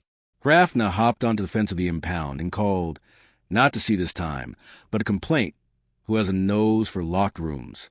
Complaint arrived exactly as expected, with a yawn that could be mistaken for affection, and a look that says, "Prove your worth, my growl." "They're charging tide's rent," Hrafna said. "Please file that under things that will break by afternoon." Complaint sniffed the fence, the pile, the arrogant bruises on the planks. He bared his teeth, not for violence, for satire. "You trap gifts," he said to Master, pleasantly. "Congratulations. They will rot. You will call the rot character. Your children will call it a curse." Master's jaw did the heavy work of being wrong for the right reasons. "We prevented disaster," he said again, softer. "I had to sign letters with names in them." Hrafna nodded, because that memory sits like an anchor even in birds. You did. Then you build a machine that manufactures a different disaster. The sea, seeing an opening and never one to miss a chance to be the center of attention, sent up a performance piece. 3 waves arrived on time, showed their stamp receipts, self-ink shell prints. And then, because it was a spring tide and spring tides are dramatic, sent a 4th wave, uninvited, wearing a crown of kelp. It climbed over the rent slot, kissed the impound fence, and left the crown tangled on the top board like a laurel nobody had earned. The clerk wrote violation on a slip and pinned it to her own sleeve by mistake. Leaf looked at the crown, then at the pile beyond the fence. We could ransom it, he said. Trade the pile back to sea for lessons. Lessons in what? Master asked, because the day was no longer going his way, and he was curious in spite of himself. In generosity, Hrafna said, in letting go and letting come back, in how to aim gratitude. He hopped the bell at the pier's end, the one that had never rung for joy. We'll start with a ritual, not a religion. An agreement. He pointed his beak at the liaison.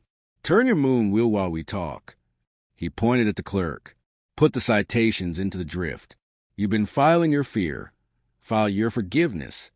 He pointed at Master. Unlock the fence. There are moments when even the most excellently armored leader thinks, if I refuse, I'll become the villain in a ballad. Master muttered something about this being a pilot program, and unlocked the gate. The smell of old salt and almost forever sighed into freedom. The log destined to be a bench went out first, dragging dignity. The door followed, relieved to be held up by time again. The crown of rope uncoiled itself like a trained snake looking for a flute. People gathered, because people always do when the rules change or the clunk you can feel in your ribs. Hrafna hopped onto the newly freed bench, you knew, and cleared his throat. Brimguard will no longer charge Tide's rent, he announced, because some sentences need to be short and indelicate. Master inhaled, but Hrafna continued. Instead, Brimguard will earn Tides. You will make their coming useful. You will build racks for kelp. You will time laundry to moonlight. You will set out baskets for drift gifts and mark your doors give back when you're ready. You will ring this bell, he pecked it, at high tide to remind the proud that generosity has a schedule none of us wrote. The clerk raised a hand like a student who reads the footnotes. What do we do with storms? She asked. They do not ask politely. They have no change to the rent slot. Storms get chairs and soup, Leaf said. And after, when they've gone and you are tired, you write down what the storm gave you besides work. A cousin, a story, a new line on the map that makes more sense. Record your joy, the moon liaison whispered, as if quoting a law from a kinder country. Master rubbed his beard as if looking for a clause he'd misplaced. If the sea refuses to be generous? Hrafna nodded toward the horizon. It won't. It's vain. It loves being thanked properly. But if it sulks, you court it with usefulness. You fix the nets. You carve him into a bench that was a log, that was a forest, that will someday be a boat. You make it hard for the sea to stay mad at you. They set the ritual. At each high tide, ring the bell. List aloud 3 gifts the water brought, objects, names, intervals of calm, and send back 1 thing you're going to hoard. At each low tide, sweep the pier, loosen the ropes, thank the moon liaison for flirting with a rock in the sky on your behalf. The impound became a guild of drift. The children elected officers and immediately impeached them for taking the benches too seriously, which is how you know a guild will survive. The sea responded like a ham discovering an audience. It brought in practical poetry, a broken that remember where the fish hide, a shard of glass worn gentle enough to be a window for a crab, a box of nails that had floated so long they had forgotten rust was an option, and, relieved, decided to be loyal. It also, because the sea will be the sea, delivered a crate of someone else's tax records from a drowned town. The clerk read them with awe. They find rain, she whispered. Amateurs. At dusk, they held a ceremony for the first bench. They set it at the end of the pier, where tides can read. On its back, the liaison painted a crescent and a ledger line that turned into a laugh. On its seat, Leaf carved, carefully, begin kindly in a hand the sea would understand. Master, after a fight with his dignity, sat. His coat wrinkled. His shoulders dropped. His eyes did the math. "We were so busy preventing loss," he said quietly, "we forgot to practice return." "Welcome to being human," Hrafna said. "We rehearse badly. We perform better if someone hands us soup." The bell rang a high tide with a sound that startled gulls into applause. The sea came like a guest who knows they're loved and doesn't knock. People said their 3 gifts and laughed at themselves when one was small, like a particularly handsome shell. They sent back rope, guilt, a ledger of debts that would never be paid because the payers were dead and should be forgiven instead of dunned. The moon flattered, rose on time with a blush that looked expensive. Later, a storm did what storms do. It arrived off schedule, glamorous and rude. The old rent slots would have choked on it. The new bell welcomed. Ropes loosened by design took the strain. The bench held a child who couldn't decide whether to be afraid or thrilled, and was allowed both. Master ran, not to collect, to carry blankets. The clerk threw citations into the wind and giggled like a traitor to her former life. The liaison spun her phase wheel and kissed the air for luck. The sea raged and, feeling adored without being indulged, calmed 2 inches earlier than it might have. By morning, Brimguard smelled like kelp and coffee, and a policy rewritten by hands instead of meetings. The rent sign was down. In its place, tides by courtesy. Please be useful. Underneath, in handwriting that didn't ask permission, record your JOY. The impound fence had become a drying rack for nets and a gallery for drift art that children curated with ruthless standards. No sadwood, said the smallest curator, and everyone understood. Master stood with Hrafna on the new old bench. He watched the sea arrive and depart on no one's schedule and everyone's hope. "What do I do with the ledger?" he asked, not ironically. "Keep it," Hrafna said. "Write down gifts, count returns, track naps, leave a column blank for miracles. Fill it only when the miracle is soup. And every new moon, ring the bell and forgive your enemies for not being the tide." Leaf tossed stones not in straight lines, but with a curve that made the water snort. He had learned to aim at chuckles. He had learned that letting go returns more than it steals. He had learned that some signs make the sea laugh, and it's best if you laugh first. They left with pockets full of nothing that could be taxed and everything that keeps ledgers honest. A not a child had tied correctly, a recipe for brine, a promise from the clerk to write fiction on weekends, a crescent painted on Hrafna's memory. The bench waved, the bell winked. The sea pretended indifference and failed. On the headland, Leaf looked back. The new sign caught the sun and turned it into a quiet yes. "What's next?" he asked. "A village that keeps time by grief," Hrafna said. "We'll bring a clock with 2 hands, one for sorrow, one for lunch." Leaf laughed, which is a correct response to schedules. The wind escorted them with the dignity of a reformed scofflaw. The path ahead wore footprints that had not yet been made and was thrilled about it. The tide came behind them without paying and left more than it took, which, if anyone asks, is the only economy worth founding. They arrived at a village that owned more bells than goats, which is never a healthy ratio. The road was lined with signposts that used to be distances and have been upgraded to elegies. 3 miles to where we said goodbye, 1-2 where he turned and waved. 50 steps to the place she last laughed. Hrafna read them in a museum voice. Leaf counted steps and ran out of numbers twice. At the gate, a wooden arch hosted a clock face with no hands. Instead, 12 little plaques.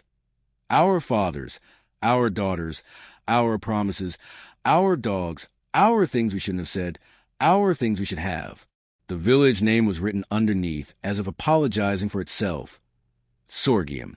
Below, someone had added, "We keep time correctly." Bold claim. Hrafna said, "Most places just pick a number and bully the sun into compliance." Leaf squinted at the clock. How do they know when to eat? By yearning, Hrafna said, very unreliable. A bell rang from the square. Not the frantic clang of emergency or the sincere peal of weddings. This was the civic tone of a meeting where everyone will agree publicly and then disparage privately. The villagers walked toward it in practice formations, wearing black in every shade it is possible to argue about. The children had small black ribbons tied to elbows as if sorrow needed hinges. Everyone carried a notebook. Hrafna landed on the well and tried not to preen. Wells prefer dignity when people are performing grief. An official climbed the platform. She had the haircut of a person who sins only on purpose and the posture of a ledger. "Welcome to the Hour of Dogs," she said. "Please open to page 37. Today we remember the faithful and the badly trained. We begin with the list of names lost since last dog hour." Leaf tugged Hrafna's tail feathers. "They do an hour for dogs?" "Of course," Hrafna said. "Dogs are better at grief than we are. We outsource to them." His eyes flicked across the crowd. "Watch for who isn't crying. That's where the work is." The list began. Names fell into the square like polite snow. The official pronounced each with equal dignity, which is how you tell a ritual has outlived its reason. People murmured yes in the correct places. A girl of 7 practiced sadness the way children practice handwriting. Large, careful, treacherously pretty. The bell rang between sections to prevent spontaneous, unlicensed emotions. After the names came the speeches, because sorrow loves a podium. A man stood to eulogize a dog who had once stolen a roast and united 2 feuding families through the miracle of scandal. He spoke for 20 minutes and did not smile once. "Excellent restraint," Hrafna whispered. "He will be promoted to treasurer." The official closed the hour with a formal sigh and checked the clock that wasn't. "We now enter the hour of things we shouldn't have said," she announced briskly, and thereafter a brief recess before the hour of mothers. Leaf, who had lost a mother to a wave and gained 6 to kindness, tilted his face up like a boy catching snowflakes of sanity. "Do they have an hour of lunch?" A woman beside them, ink-stained fingers, apron that remembered flour, eyes that remembered everything, said, "Lunch is wrapped into the hour of regret. We eat quietly." She said it kindly, the way you tell the truth when the truth will argue. Hrafna hopped to the pump handle. "I'm going to be rude," he told Leaf out of the corner of his beak. "Stop me when I'm helpful." The hour of things we shouldn't have said began with a hymn set to the melody of a scolding. People read from their notebooks with the solemnity of confessors and the relish of gossipers. "I told him to be brave," said one. "I told her it would be quick," said another. "I told the sea I would never forgive it," said a third, looking at the ground as if the ground had taken notes. The bell punctuated like a schoolmaster allergic to laughter. Hrafna waited until the hymn ended, and then flapped to the platform, as if he had been on the agenda all along. "Good sorrow to you," he said gravely. "I bring news from the office of mournings after." The official blinked, then decided to be hospitable. "We do not recognize that office," she said. "Of course you don't," Hrafna said. "You're very busy, which is why they sent me." He pointed his beak at the clock. "You keep time by grief. How's that working?" "Excellent," she said with the dignity of cities that have not yet admitted their rivers back in. "We have not missed a memorial in 3 years." "And lunch?" Leaf asked, the way a child asks a king if he owns a spoon.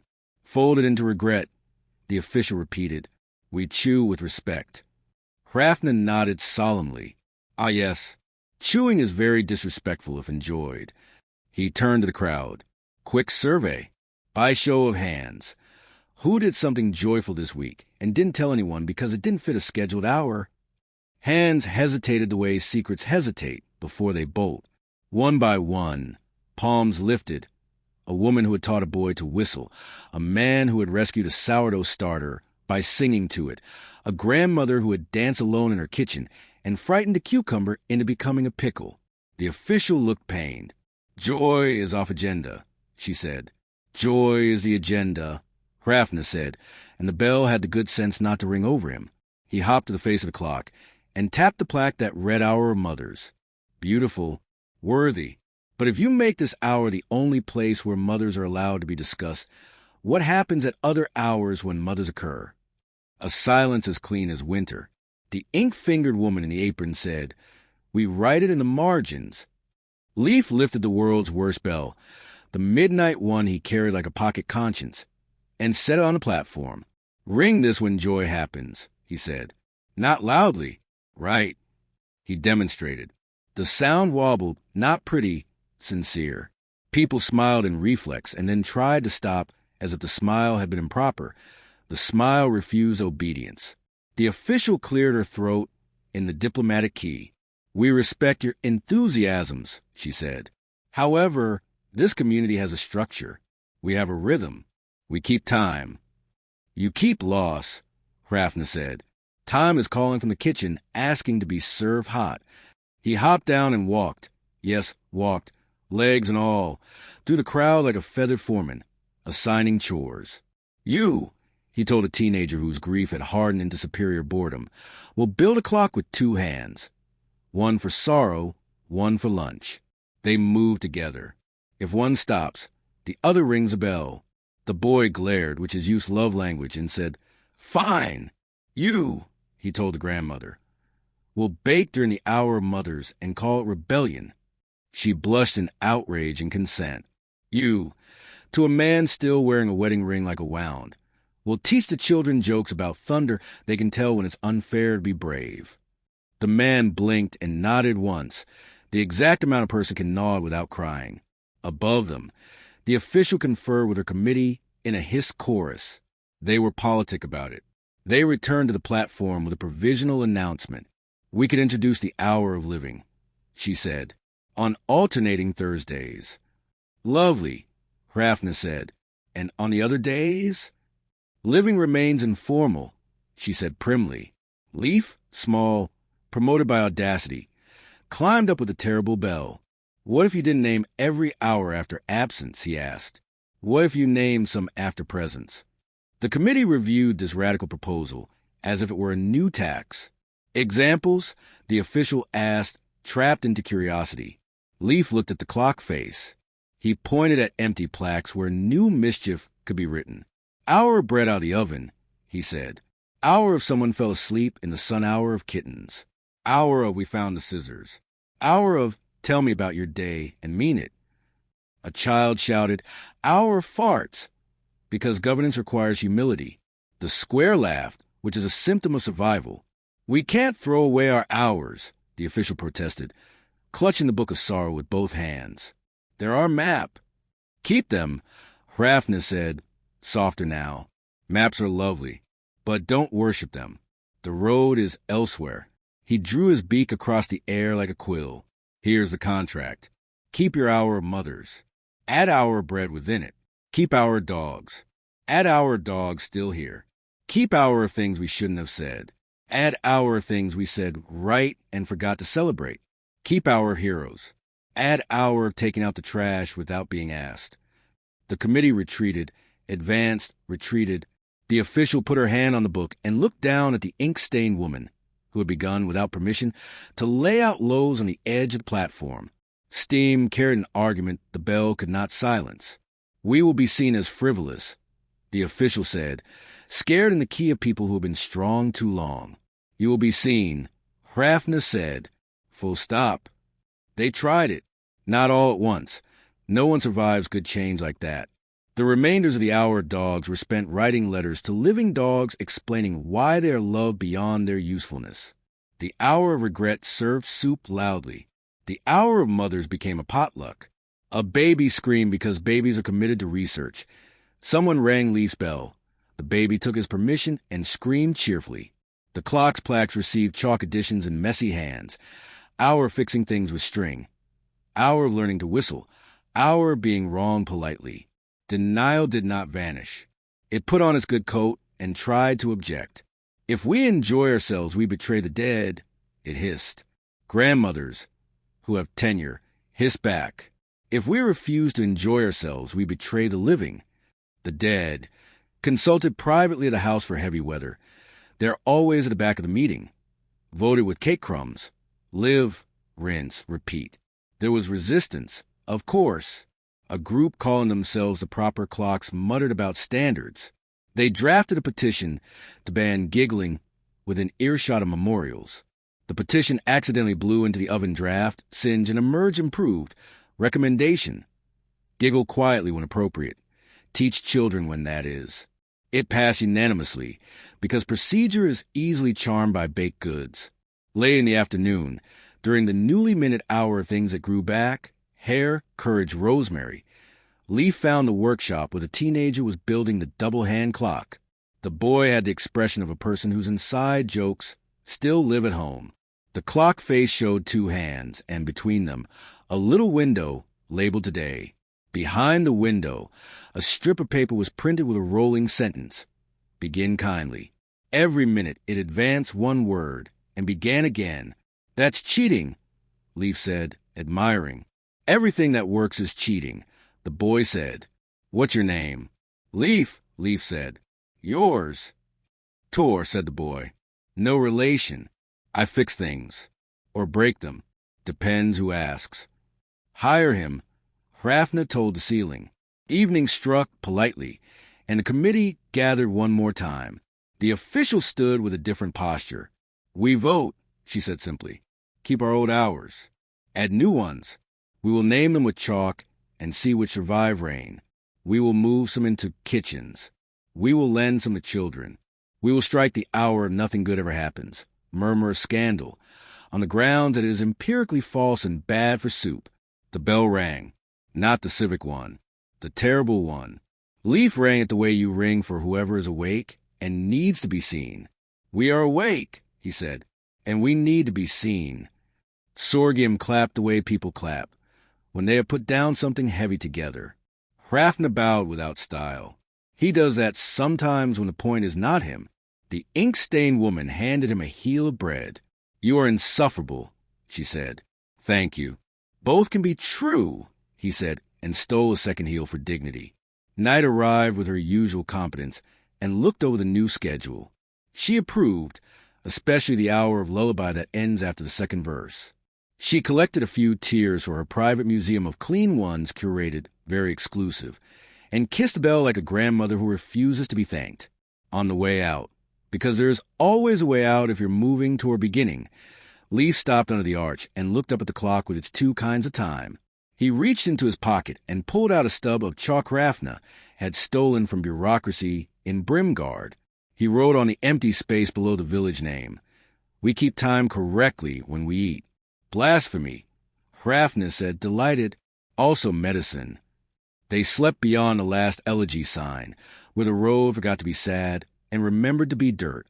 The stars counted themselves, the arrogant way stars do when you let them, and found no fault in the arithmetic. In the morning, the village's new clock would tick, not loudly, kindly. The hour of mothers would smell like stew, and the hour of dogs would involve actual dogs, and the hour of things we shouldn't have said would accept addendums titled things we managed to say right eventually. Leaf rolled toward Hrafna in his sleep and mumbled, Begin kindly, into feathers. Hrafna tucked the words under his wing for the days they would be short of ordinary courage. If anyone asks him later what changed the village, he will say, they legalized lunch. And if anyone looks disappointed by that answer, he will add, they legalized laughter, too. Then he'll take attendance, and he'll find you there, which is the only way time makes sense at all. They climbed into a hush that had learned posture. The path stitched itself up the mountain like thread pulled tight by a nervous seamstress. Even the wind minded its hems. Signs stood at intervals, stern and earnest, as if someone had copied the etiquette of libraries onto rock. Conversation curfew. Footfalls till be moderated. Bells retired with honors. Leaf tried to read them silently and discovered that even inside his head words tiptoed differently when the air has opinions. Hrafna flew ahead, flapped once just to be rude, and watched the quiet flinch. At the gate, a wooden arch had been wrapped and felt as if to prevent it from saying creak and thus committing blasphemy. Beyond, a courtyard arranged itself with monastic dignity. Flagstones raked like thought, pines behaving as if they were employees, roofs leaning inward the way conspirators do and pretending they're planning a surprise party and not a policy. A plaque announced the monastery's name without moving its lips. Cloister of the Kept Silence. Underneath, smaller letters performed a curtsy. We have saved the world from ITS' own voice. A monk approached with the cadence of snowfall. He wore the soft shoes of people who have never met a stage. His hands communicated in neat gestures. His mouth remained on furlough. On his chest a sash read Prior Still, which either was a name or a diagnosis. He bowed, and from somewhere a second monk produced a slate with chalk and wrote, briskly, Welcome. This is a place of safety. Hrafna nodded like a professional reviewer. Leaf waved. realized waving might be loud, and converted the gesture midair into a very polite bow that looked like a curtsy remember wrong. Pryor still pointed at a sign shaped like a question mark that had been muzzled into a statement. N.O. talking. He held up 2 fingers and drew a horizontal line between them. 2 minutes. Leaf whispered by accident. The courtyard froze. A pine dropped a single needle in shock. From the eaves a pigeon gasped. The prior closed his eyes, recovered, and wrote on the slate again. We use slates. Words on air are dangerous. Hrafna hopped onto the slate, which ought to be an insult, and read like a footnote. You outlawed sound, he said. How thorough. The prior's chalk scratched. After Ragnarok, a speech broke a village. A man promised safety, if only the people would love him louder than their own children. They did. The village learned the price of decibels. We vowed never again. We will keep quiet, and the world will keep calm. Leaf looked around with the face of someone who was considering whether a rule might taste better with salt. Monks moved through duty like patterned weather. A laundry line waved apologies. A novice carried vegetables, as if they were classified information. In the far cloister, a long shelf of jars glowed faintly under cloth. Hrafna noticed. Jars that glow discreetly are rarely storing jam. They were invited a tour, which is monastery, for we will show you our virtues in the hope that they intimidate your curiosity into napping. In the refectory, spoons behave like monks, predictably and in unison. A placard read, "Eating is a prayer. Chew softly." In the scriptorium, hands moved over slates and paper. Sentences arriving like snowfall, no two alike and all obeying gravity. There was a room devoted to rugs because footsteps need diplomacy. A bell tower loomed over the courtyard like an unemployed genius. Its ropes were coiled, its mouth plugged with cloth, its beams padded as if it were a dangerous animal in remission. Hrafna nodded to the tower with the respect owed to exiles and then put his beak against the edge of one of the cloth-covered jars. The cloth smelled of winter and letters. Pryor still wrote, "Stop. Those are archives." Hrafna pecked anyway, only once, like a critic proving he exists. The jar hummed. Leaf leaned close. The sound inside was not a scream. It was a sentence. A woman laughing. A baby saying the first syllable of a god's name and getting away with it. A prayer with a joke in the middle. A door saying thank you. He looked at the row and understood the jars for what they were. Confiscated noises. You arrested sounds, he blurted, too loudly for good manners. The courtyard flinched again. The pigeon fainted on principle. Pryor still, to his credit, did not write a citation. He wrote, "Gently, we keep them safe from misuse. Once a year we listen. Then we seal them again." Hrafna tilted his head. "You put voices in pantry," he said. "Do you also can thunder? Pickle laughter? Freeze-dry lullabies?" A nun approached with flour up to her elbows, which is credential in any world that knows where lunch comes from. Her sash read Sister Bread. She smiled with her eyes on purpose and made a small sign with her hands that meant, "If you spoke kitchen, I hear you." She wrote on her own little slate, "We bake in quiet. Steam does the singing." Leaf peeked into the oven room. The loaves emerged with a posture of modest miracles. He wanted to cheer and knew better. He turned that impulse into competence and offered to carry trays. Sister Bread nodded gratefully in the universal language of cooks. Help without show. Hrafna looked at the prior. What do you do when a storm needs ordering? When a child needs a song? When a lie needs an argument? Pryor still wrote, "We do not argue. We post addenda." Lies tire when no one speaks to them. Hrafna admired the confidence and distrusted the outcome. Lies also breed in quiet, he said. They like it warm and unventilated. They were shown the rule book, because rule books are proud. It had tabs. It had an index. It had a tone. Leaf flipped to the section titled On Voices and found footnotes that warned against humming while sweeping, coughing theatrically, the telling of stories even with hand signs if they contain implied sound effects. At the back, a codicil forbade whistling under penalties that included extra rug weaving. He returned the book reverently and whispered to Hrafna, "They outlawed whistling." "They outlawed aimless joy," Hrafna said. "Different crime, larger fine." He asked, as politely as a raven can under the influence of mischief, for audience with the abbot. He was brought to a small, beautifully swept room where a person sat entirely still. Not that tense monk stillness that is trying to impress God into noticing. The stillness of a lake that remembers storms without wishing to replay them as proof. The abbot had the kind of face grief sculpts and time sands down compassion. On their sash, abbot quiet. In their hands, nothing. It was a choice. They wrote, after looking Hrafna and Leaf over with professional interest of a person overseeing a dam during flood season, we welcome witnesses. Speak softly in our ears. Hrafna did something he rarely does. He didn't joke first. You saved your mountain from speeches, he said. You may have strangled your songs. Quiet, without listening, is just fear on mute. The abbot's expression didn't change, which is how you know the arrow landed somewhere sensitive. They wrote, history broke under loud men. We swore down a new beam.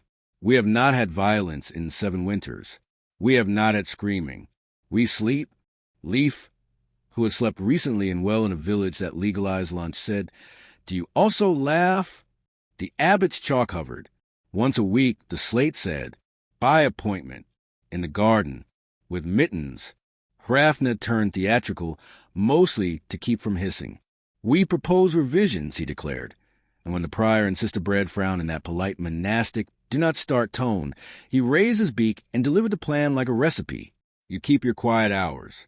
Sacred, untouchable, but you institute listening hours. Not speaking, listening. You hire a witness of sound whose job is to walk the cloister and write down what the world is saying on its own. Snow argue with eaves, pine praising frost, the soup agreeing with onions, breath negotiating with ribs. You build instruments that play only when wind consents, and you declare music to be legally protected weather. Leaf chimed in because boys are allowed to interrupt when they're inventing a new civic holiday. You hang a bell for emergencies, but also a bell for joy. You write on it. Ring for being alive. Quietly. Write. The abbot's chalk wrote slowly, the way hands do when hearts are considering betrayal and hope at once. We will be mocked. They wrote. We will be accused of forgetting. Sister Bread wiped flour on her apron and underlined her own mouth with resolve. She wrote, we are tired of being quiet enough to make fear feel clever. Then she drew a tiny loaf and a heart, because even monks have margins. They walked the cloister to begin the audit. Hrafna tapped the bell tower, which blushed under its muffling. This will not ring without consent, he told the monks, but it will be available. You will learn to trust yourselves with it. He persuaded the prior to unlock the jar room. The lids came off one by one with the small hiss of a promise kept too long. Sounds stretched like cats recovering their vertebrae, a lullaby that had been shy, the clink of cups agreeing to breakfast, the one specific laugh that is forgiveness. The monks stood as if in strong wind. Some wept without it being a ritual. A novice brought a broken harp he had found in a dry niche because contraband hides where youth lingers. Hrafna looked to the abbot. The abbot did not forbid.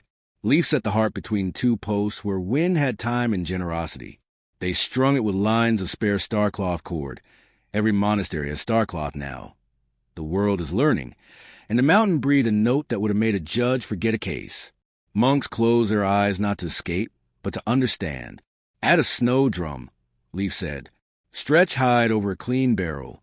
Set it under the eaves. When snow falls, it will tell you how much you have to forgive. Prior still wrote in the rule book. Hrafna nodded. In ink, there was resistance from predictable sectors. A monk whose sash read censor throats drafted a memo titled concerning the dangers of unregulated melody. Footnote. See, also dancing. Sister Bread used it to light the oven. The censors will recover. 2 elders scolded a novice for humming, and then realized they had done so out loud. The novice smiled without lighting a fire about it. The elders brought him an apology in the form of raisins. The abbot called a council. No speeches, just slates. It is shocking how much more honest people are when they cannot perform volume. Leaf proposed a new schedule. Quiet hours, listening hours, psalm by consent, alarms for real things, joy bell in the kitchen. He drew little pictures because governance improves with cartoons. Hrafna added a clause. Complaint hired, to growl at noise that's just showing off. Complaint arrived at the doorway as if his name had teeth, sat, and approved by not leaving. By dusk, the mountain had a new contract. They rang the joy bell once to sign it, with mittens because respecting customs is a kind of kindness. The bell sounded uncertain, and then right. Night arrived and approved, because she keeps the patent on quiet and doesn't mind licensing it to places that use it decently. She walked the cloister and kissed a wind harp like a godmother. She put her finger to her lips not to shush but to say, listen. The sound of soup thinking about being stew counted as prayer. They ate in the refectory while a low chorus, wind and harp and snow drum and spoons, said everything sermons try to and brochures can't. The monks' faces learned that cheeks have muscles for smiling that do not endanger vows. Sister Bread served a loaf that cracked at exactly the moment a novice wrote, in clumsy chalk, begin kindly on the kitchen beam. Prior Still's hand trembled when he rang the joy bell for new bread. No one fined him. After dinner, they unlocked the bell tower. The plug came out like a story finally telling its own ending. Leaf climbed 3 flights of steps that smelled like rain, waiting its turn. He put his hand on the rope with the reverence of a boy greeting a dog. He looked at Hrafna. If I ring, he whispered, it will fill the valley. You will not ring. Hrafna said, you will invite. Leaf pulled once, gently. The bell spoke in a voice learned from mountains, patient and big-hearted. Across a ravine, goats paused and nodded because bells are their favorite theologians. Down in the pine, wind tuned itself. In far hamlets, where people had learned to be suspicious of anything carrying, someone opened a window and did not regret it. There were tests, because change has a sense of humor. 2 days later, a pilgrim arrived with a pocket sermon and a kind of smile that asked for a congregation. He climbed 3 steps onto the refectory bench and drew breath.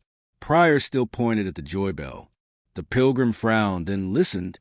The bell said, translated, we do not ban voices. We ban trespassing. The pilgrim stepped down, laughed correctly at himself, and joined the dish line.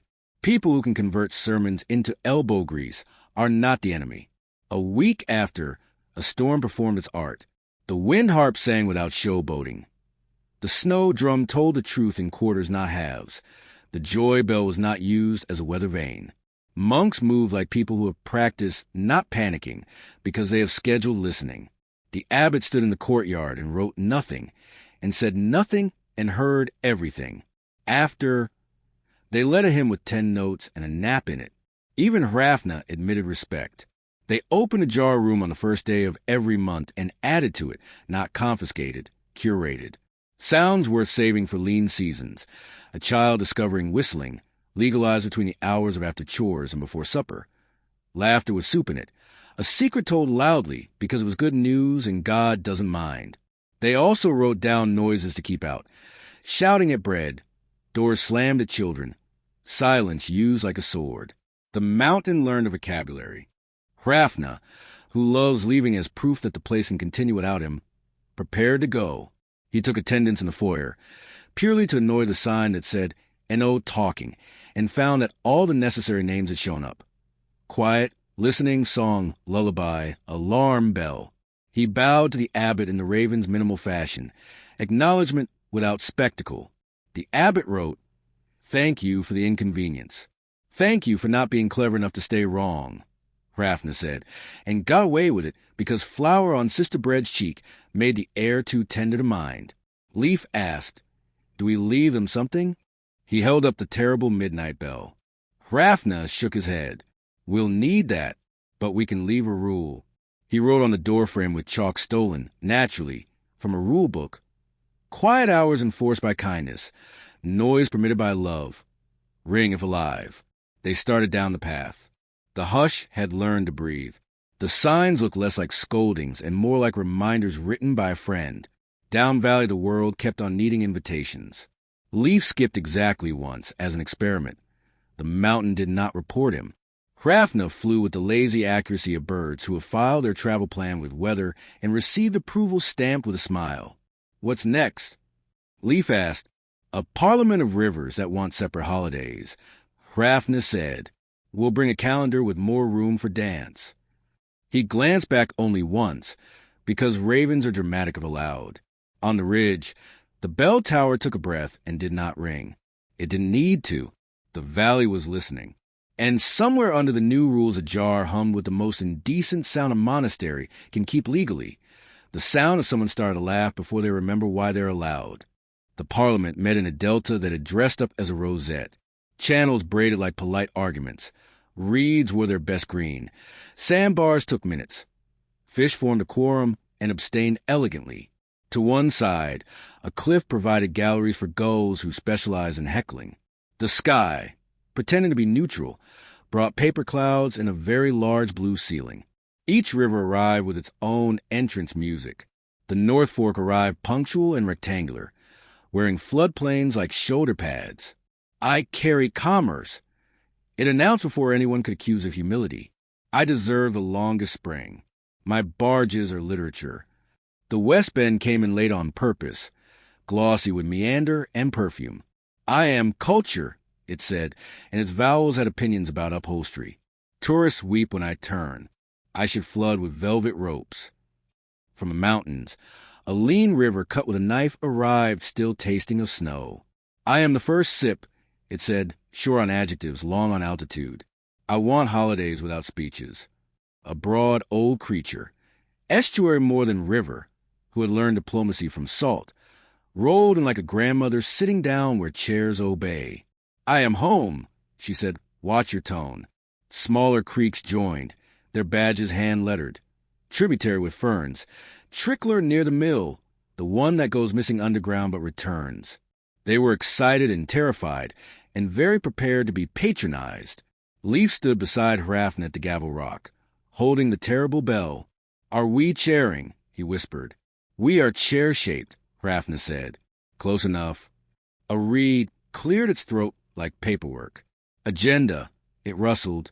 Item 1, who gets which holidays? Item 2, reflections, rates and reciprocity. Item 3, dignity and flooding. Item 4, a motion to censure the wind for editorializing with ripples. Seconded, said the North Fork, glaring at a breeze that had been practicing its autograph on the surface. Hrafna lifted a wing. Opening remarks, he announced, and immediately regretted it. The rivers surged into oratory like horses that have seen a gate open and remember track days. History recognizes my banks, boomed the North Fork. Empires measure themselves by my bridges. When I flood, cities write me poems and blame me for ruining shoes. I request 3 feast days in spring, each with parades. Empires also use you to move taxes, West Bend purred. I am beloved. Lovers carve initials in my patience. Painters cheat by copying my curves. I should have a midnight holiday with lanterns and rules about tasteful kissing. The mountain river, call it cutwater, snorted glacially. I don't want crowds, it said. I want one morning when no one throws stones at fish. From a stand of reeds, a tiny voice. We were like signage, said the creek that goes missing, and respect when we vanish. Noted. Hrafna said, mostly to encourage himself. Leaf rang the bell softly, and everyone did him the courtesy of pretending they'd stopped because of the bell and not because the estuary had lifted an eyebrow with tidal authority. We will hear all cases, Hrafna announced. Please keep your remarks to the length of a responsible flood. The rivers attempted restraint. Their lawyers, water striders, glided back and forth making motions and eating mosquitoes. The gulls on the cliff heckled on behalf of the public. Boom markets. Bring back mud. Show us your tributaries. Hrafna considered regulating the gallery, then remembered he wasn't a tyrant. Reflections, said West Bend, jumping to item 2 with a flourish. I have borne faces for centuries without charging. Weddings painters, gods pretending to be swans. My surface is tired. I propose a reflection tariff, 1 blush, 1 vow, and a coin per glance. Absolutely not, said Cutwater. We are not mirrors. We are roads that forgot to be dry. The North Fork, sensing an opportunity to be pragmatic, offered a compromise. Reflections free on weekdays, it said. Peak pricing on festivals. Children discounted if their shoes are muddy in an interesting way. Leaf raised his hand with a solemnity of a boy about to invent a new ministry. What if reflections were an exchange, he said. You give faces back better than you got them. If someone brings you vanity, return them curiosity. If they bring you grief, return them breathing. If they bring you greed, return them weather. The estuary smiled a slow salt smile. Beginner's governance, she said approvingly. Adopted by elders. Next, Hrafna said, before anyone could make a subcommittee out of epiphanies. Holidays. A tributary with ferns trembling on its banks stood on tip water. We were like one day in spring when people are required to nap under us, it said. Mandatory blankets. No discourse. Seconded, said 3 creeks and a heron. The North Fork demanded a day of bridges. We want everyone to walk across us without muttering about errands, it said. Just walk. Say thank you to the planks. West Bend wanted lanterns, a band, tasteful kissing, and a dress code for swans. Cutwater wanted nobody. The estuary wanted one day when the sea came in without pretending to be a soldier. Leaf considered. You can share, he said, which is an insult and a salvation. Spring has room. Stagger the days. Share vendors. Share soup. No proprietary rain. A gust tried to make ripples shaped like applause. The North Fork glared. Point of order, wind behavior. The wind, accused, leaned on a pine and smirked. Hrafna banged the bell. Order, he croaked, and the sound that came out was less judge than jester. Listen, flow isn't fair. If you measure yourselves by who gets the longest spring, you will become canals. If you measure by who gives the best return, you will remain rivers. Return. West Bend said, worry. We provide scenery. You provide movement. Hrafna said, even when people sit on your banks, their stubborn little hearts move. That is your job. You can't own flow. You can only offer places to be generous. Complaint padded out of a willow with impeccable timing. Someone say generous? He yawned. I file objections to vanity on Tuesdays.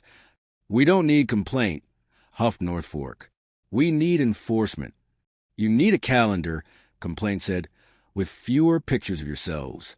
Leaf, who had been quietly drawing lines in wet sand with his knife, lifted the first draft of a schedule so innocent it might work. Proposal, he said, reading like an altar boy. Solstice. All rivers ring bells for being alive. No fees. Equinox. Spring. Nap day under small water. Bridge day for North Fork. Lantern night for West Bend. Alone morning for Cutwater. Salt peace for Estuary. Equinox. Autumn. Mud festival for children. Reflection exchange festival for everyone. Winter. Freeze hour daily. 1 hour where ice is allowed to be art and not prison. And he glanced at Hrafna. 1 surprise flood per year, softened by courtesy in sandbags but not paperwork. The gulls roared approval because surprise floods are sponsorship opportunities. The rivers argued on principle because politics is a form of stretching. Then the estuary cleared her throat with tide, which is always a concluding motion. Adopted, she said.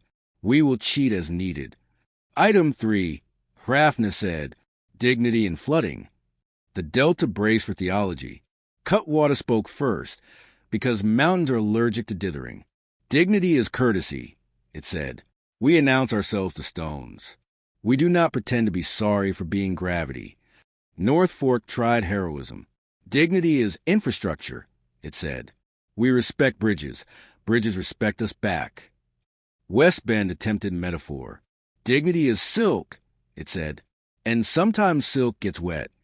Leaf cut through. Dignity is telling people in kitchens what's coming, and then letting them ring for each other. He held up the midnight bell. Not alarm, invitation. Floods are less cruel where neighbors are on speaking terms. Hrafna nodded. Adopt the bell ritual, he told the Parliament. When you rise, the villages ring twice. Once to say, we see you, and once to say, we'll see each other. You, in return, flood like someone who knows the names of the rooms. Go through gardens if the fields ask you to. Knock on doors. Avoid the ovens if you can. Impossible, North Fork grumbled. The estuary nuzzled it with salt. Try, she said. You are not a wall. An eel rose from a side channel, the eel equivalent of a jurist. Point of eel, it said. Who speaks the underground? The water that travels in stone and returns as a surprise. Hrafna bowed. We seek you as a committee on secrets, he said. You will keep a calendar no one sees and an ethics no one can bribe.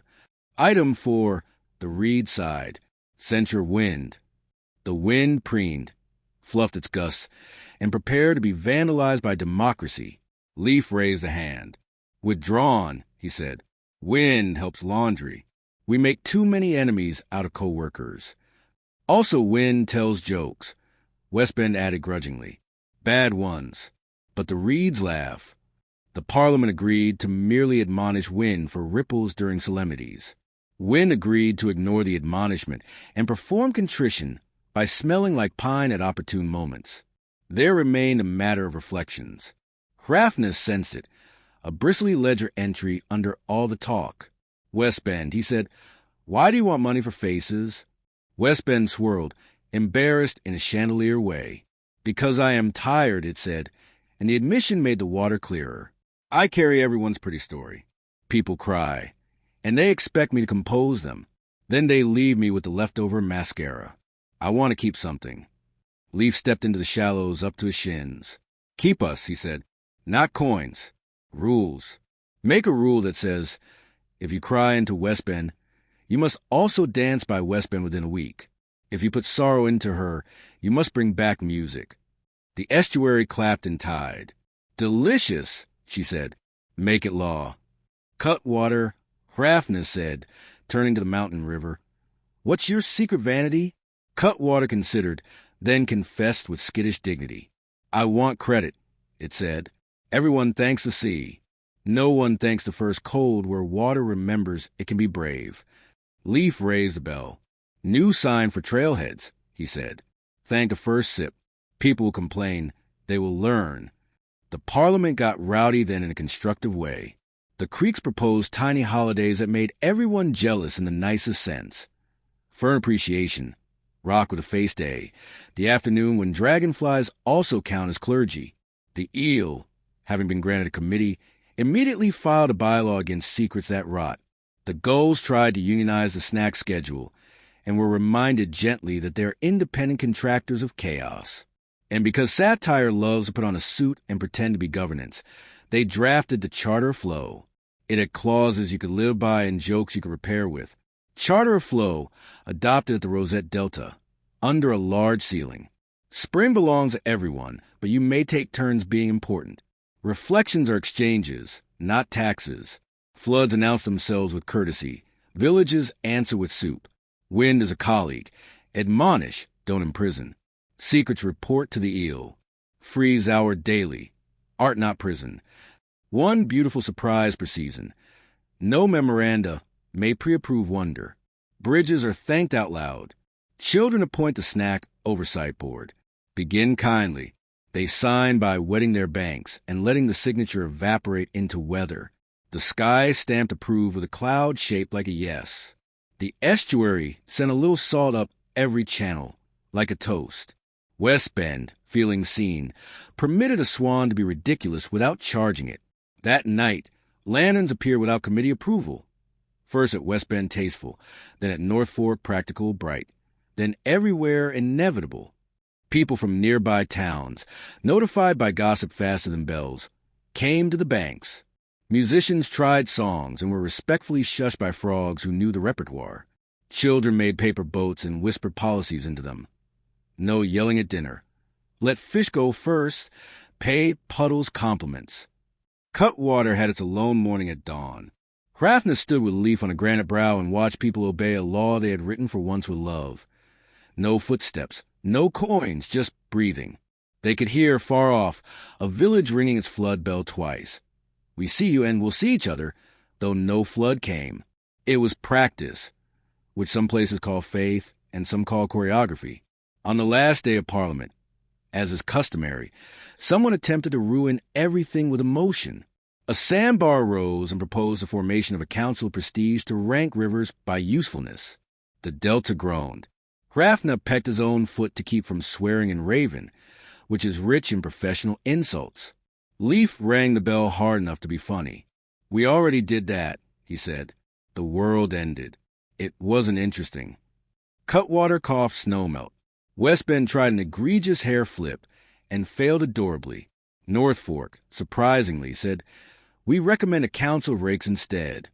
Confusion. "For clearing debris after festivals," it said. "Prestige is just debris with a crown. We should keep paths clear." "Adopted," said the estuary, delighted that someone had finally learned not to be a monarch. The Parliament adjourned with a nap. Rivers are very professional about naps when you let them. Complaint took minutes in his sleep. He'll remember.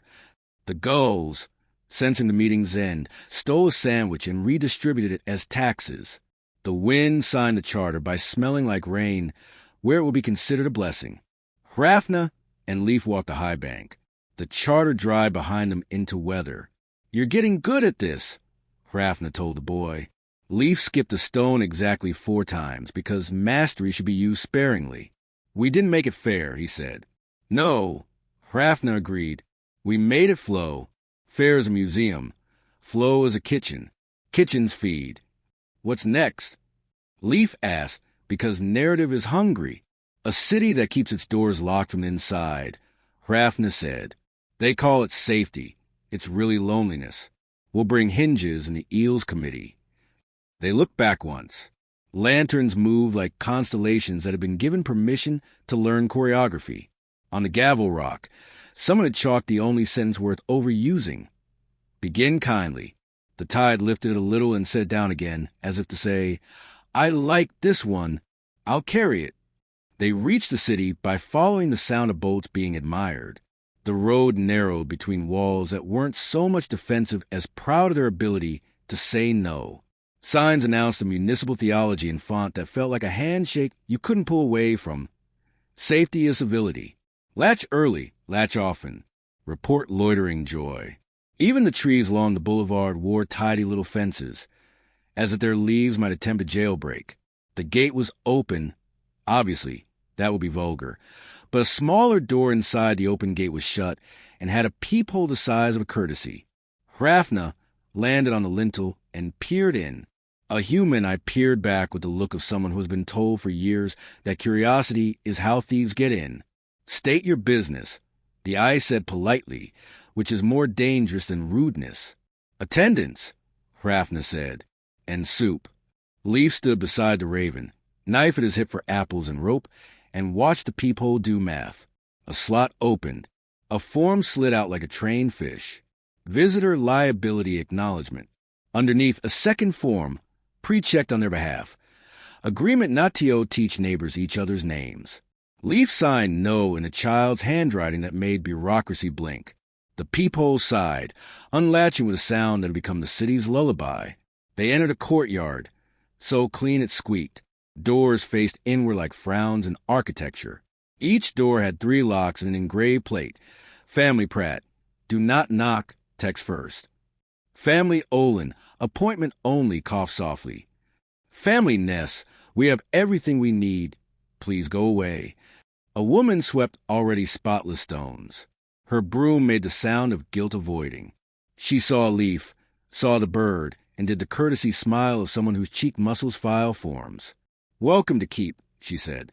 "Name for the safest part of the castle." "I'm Mary. I serve on the committee for compliance." She gestured without looking up. "If you need to borrow anything, we have a system. It is very efficient at making the need go away." "Meaning," Hrafna said, "no one borrows." "Meaning," she said kindly, "no one asks." From behind doors came pleasant middle noises. Cutlery reordering itself. A laugh strangled into a cough. A piano practicing scales at a polite distance from music. Where balconies should have been, there were shutters. Where children should have been, there were posters. "Children, play quietly in your imaginations. Your gate is open," Leaf said, "but you're all inside." "It's safer," Miri said. "After the storms and the wolves and the speeches, we promise each other. We can keep danger out if we keep ourselves in. Our locks are very good." "Locks are excellent at truth," Hrafna said. "They always tell you who you don't trust." Miri's sweeping hiccuped. It recovered. We trust everyone, she said smoothly. We just don't test it. A bell rang somewhere with the tone of an email.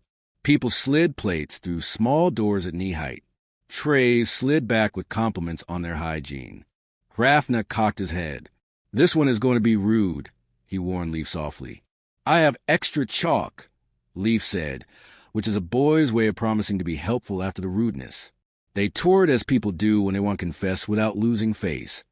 Casually, briskly, through corridors that had learned not to echo. Signs continued their curated scolding. No hallway loitering. Connection is by reservation.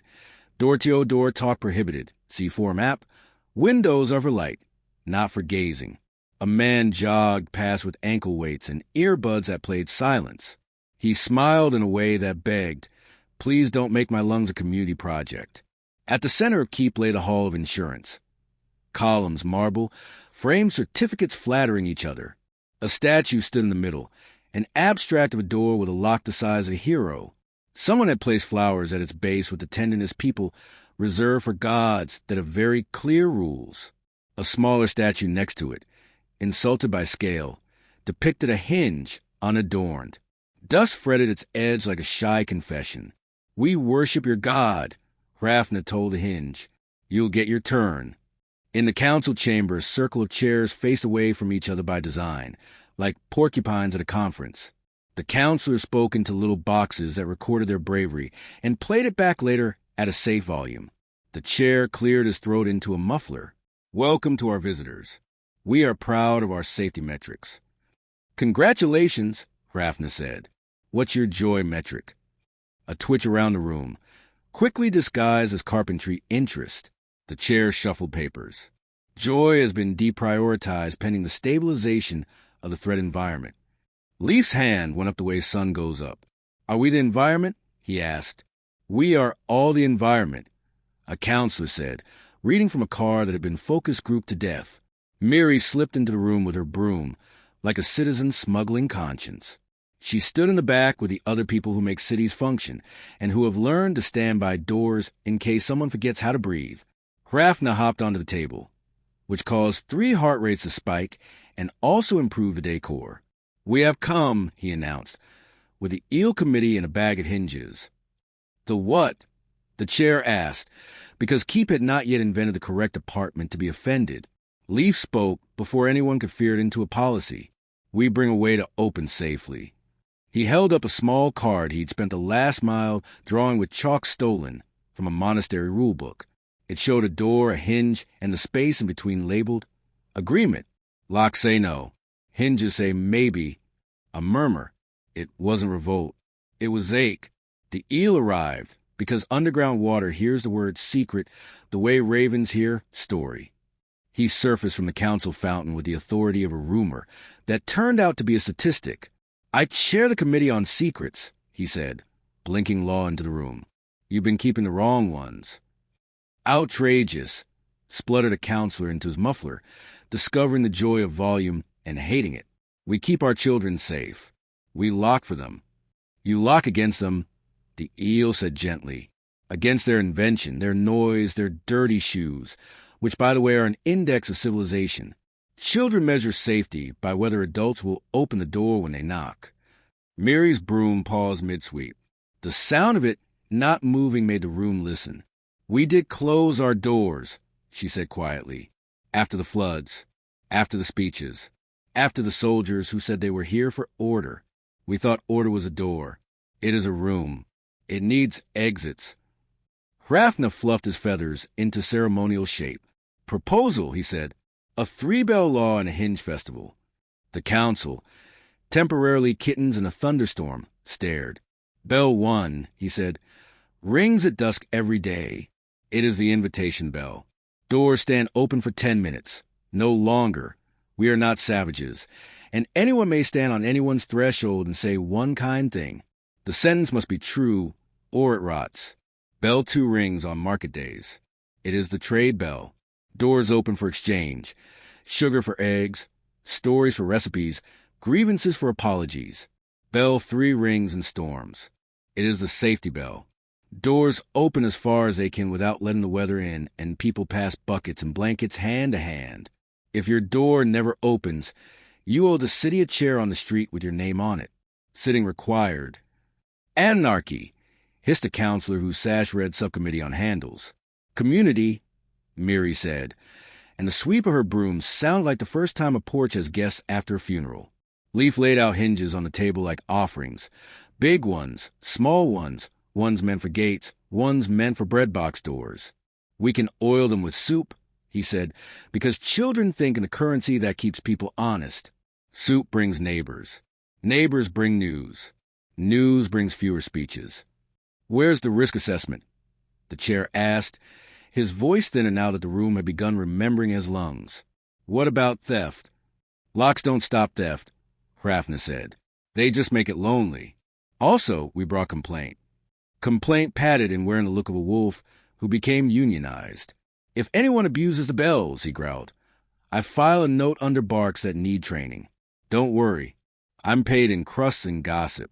I cannot be bribed with fear. A debate broke out because cities are polite fights.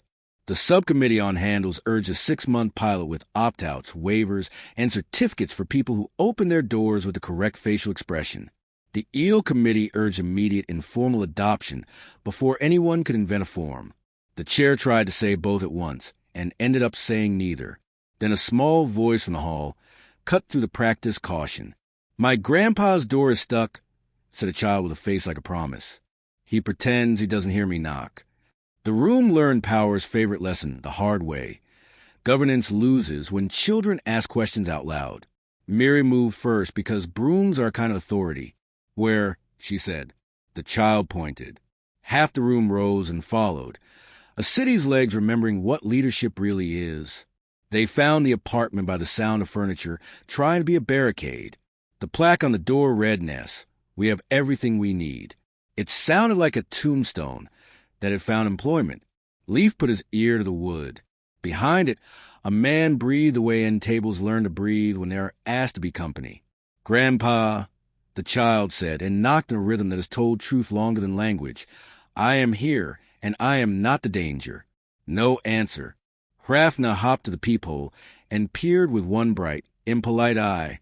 Inside, a man whose grief had built him a fort and then swallowed a map, a fridge with a list taped to it. Things I no longer need. Sleep, listed twice. Laughing, scratched out. People, underlined, then rewritten as people, next to a question mark that had gone gray with waiting. Door day, Hrafna said. Now. Miri produced a tin of oil like a magician. The eel provided legal precedent with a flourish of his tail. Leaf held up a hinge like a badge.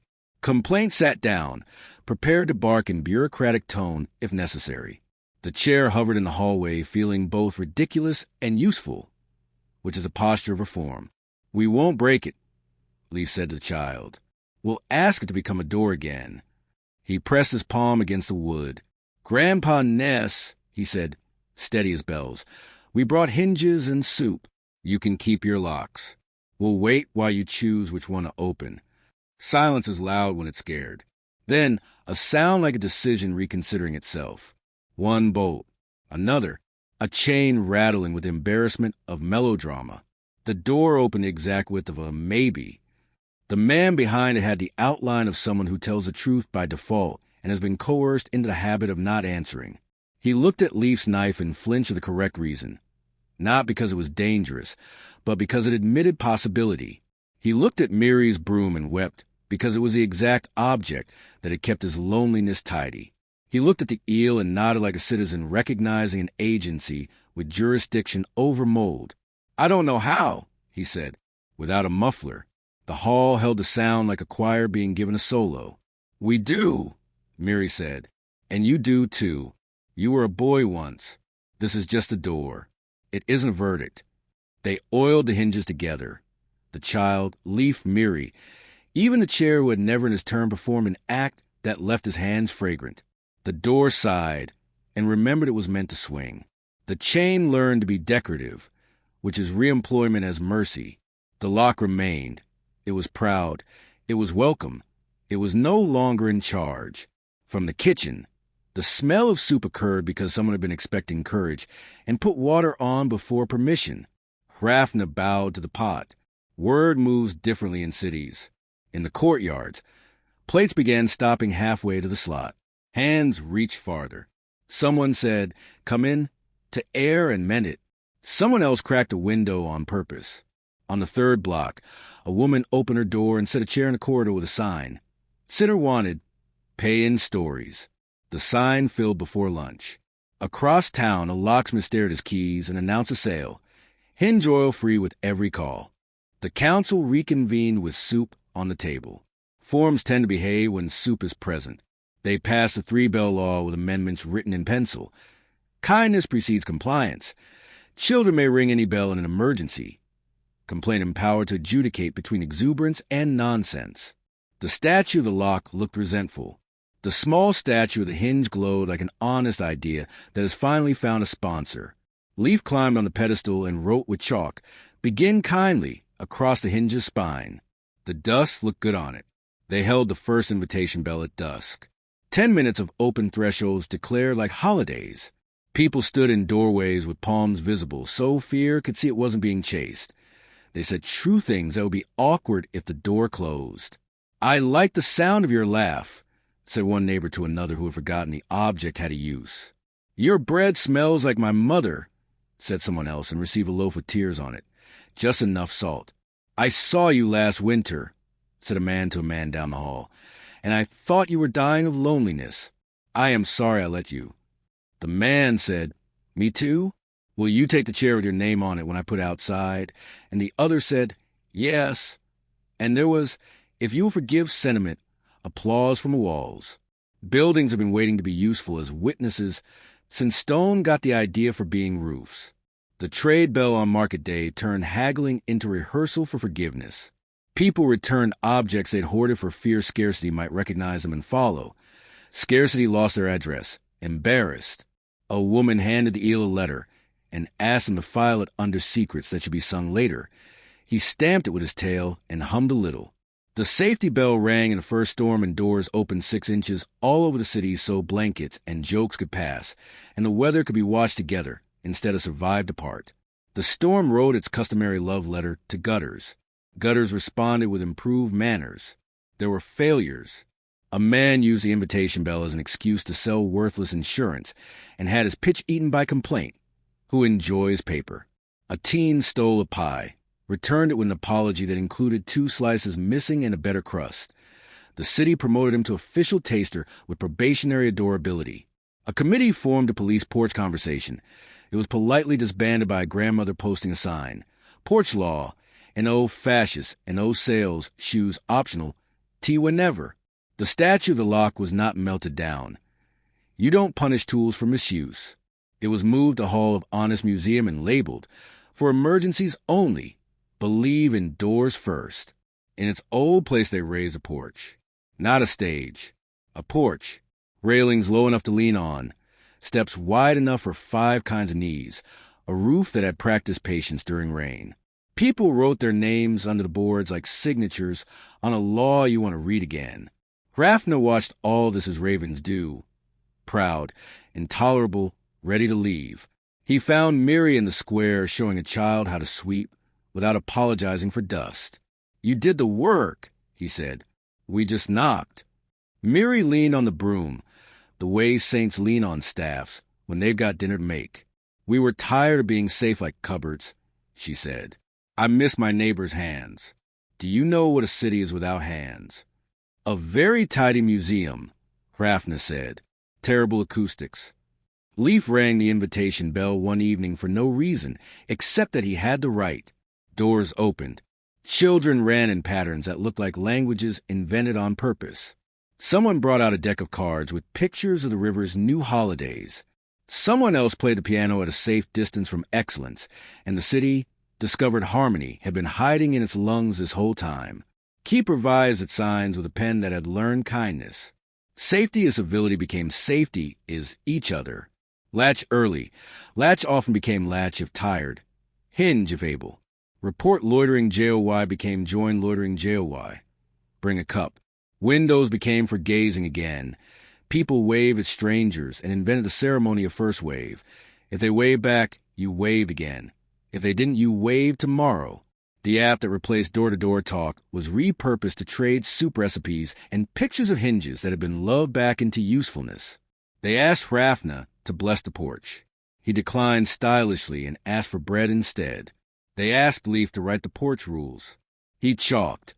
Begin kindly. Ring for being alive. Tea whenever. Dogs welcome. Children deputized. Politeness without cowardice. Complaint hired. Secrets filed with a yell. If you bring fear, leave with company. Night accepted the new law with the dignity of a midwife. She walked the corridors, touching open doors so drafts wouldn't be scolded. She looked in at Grandpa Ness, asleep in a chair with his door ajar, and wrote a note on the air that only grief can read, aloud. She patted the hinge statue and told it to keep its shoulders warm. She kissed the bells and told them not to get full of themselves. She checked the rooftops for solitude and left a star where it could be found by someone ready to try again. Hrafna and Leaf went to the gate to see if it remembered how to allow. It did. The small inner door had been removed. The peephole was now a little round window where children took turns announcing weather. A plaque hung where the tiny door had been. We have everything we need, including you. Miri came to walk them out, broom tucked like a flag. The chair waved with both hands. A man who had learned that signatures aren't enough. The eel slipped into a grate with a flourish, promising oversight without formality. Complaint yawned approval.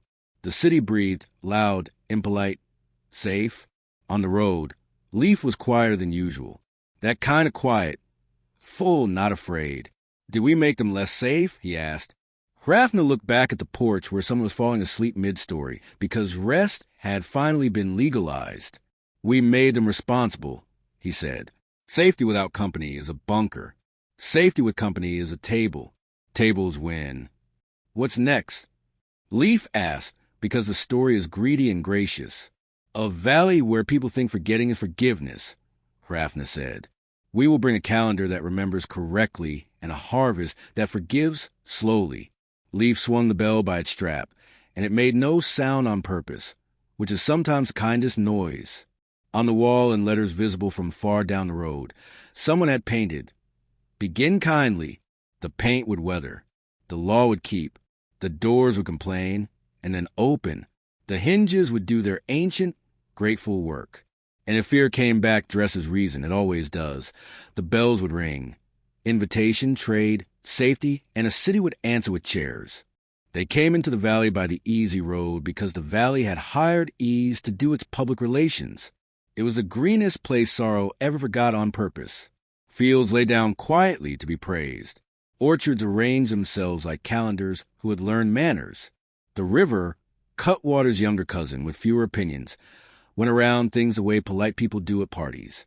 Signs were hand-painted in a tasteful forgiveness font. Welcome to Lindenvale. We let things go. History-free zone. Museum of Regrets. Closed for renovation permanently. A smaller sign at the bridge. And oh, ghosts after dark. Thank you. Leaf read and frowned. Do they throw away memories? They compost them without checking what sprouts, Hrafna said. He shook rain from a wing and made the sky jealous. This will be delicate. Bring the terrible bell, leave the lecture. The first person they met wore an apron and a practiced lightness. I'm Mara, she said brightly, too brightly, like a window washed once too often. We don't talk about before. You must be tired of it, too. Here we heal by moving on. Moving on. Hrafna repeated with the helpful tone of a man translating a menu. Or moving around? Mara's brightness hesitated, then reasserted itself. We have a festival of clean slates every week, she said. We dust.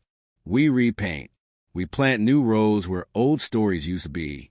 We eat pie. Leaf brightened at pie, because he is human and efficient about hope.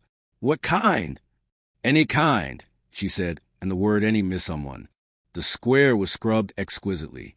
No plaques. No photographs and frames on walls. The church had been repurposed into the Hall of New Day. The only statue was a broom. On its base, "Thank you, forgetfulness."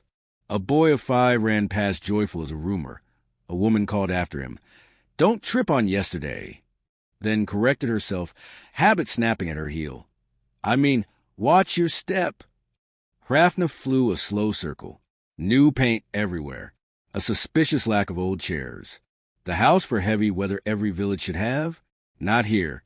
But he could smell its outline, like a cut flower in a pocket where a hand keeps going just to make sure it hasn't fallen out.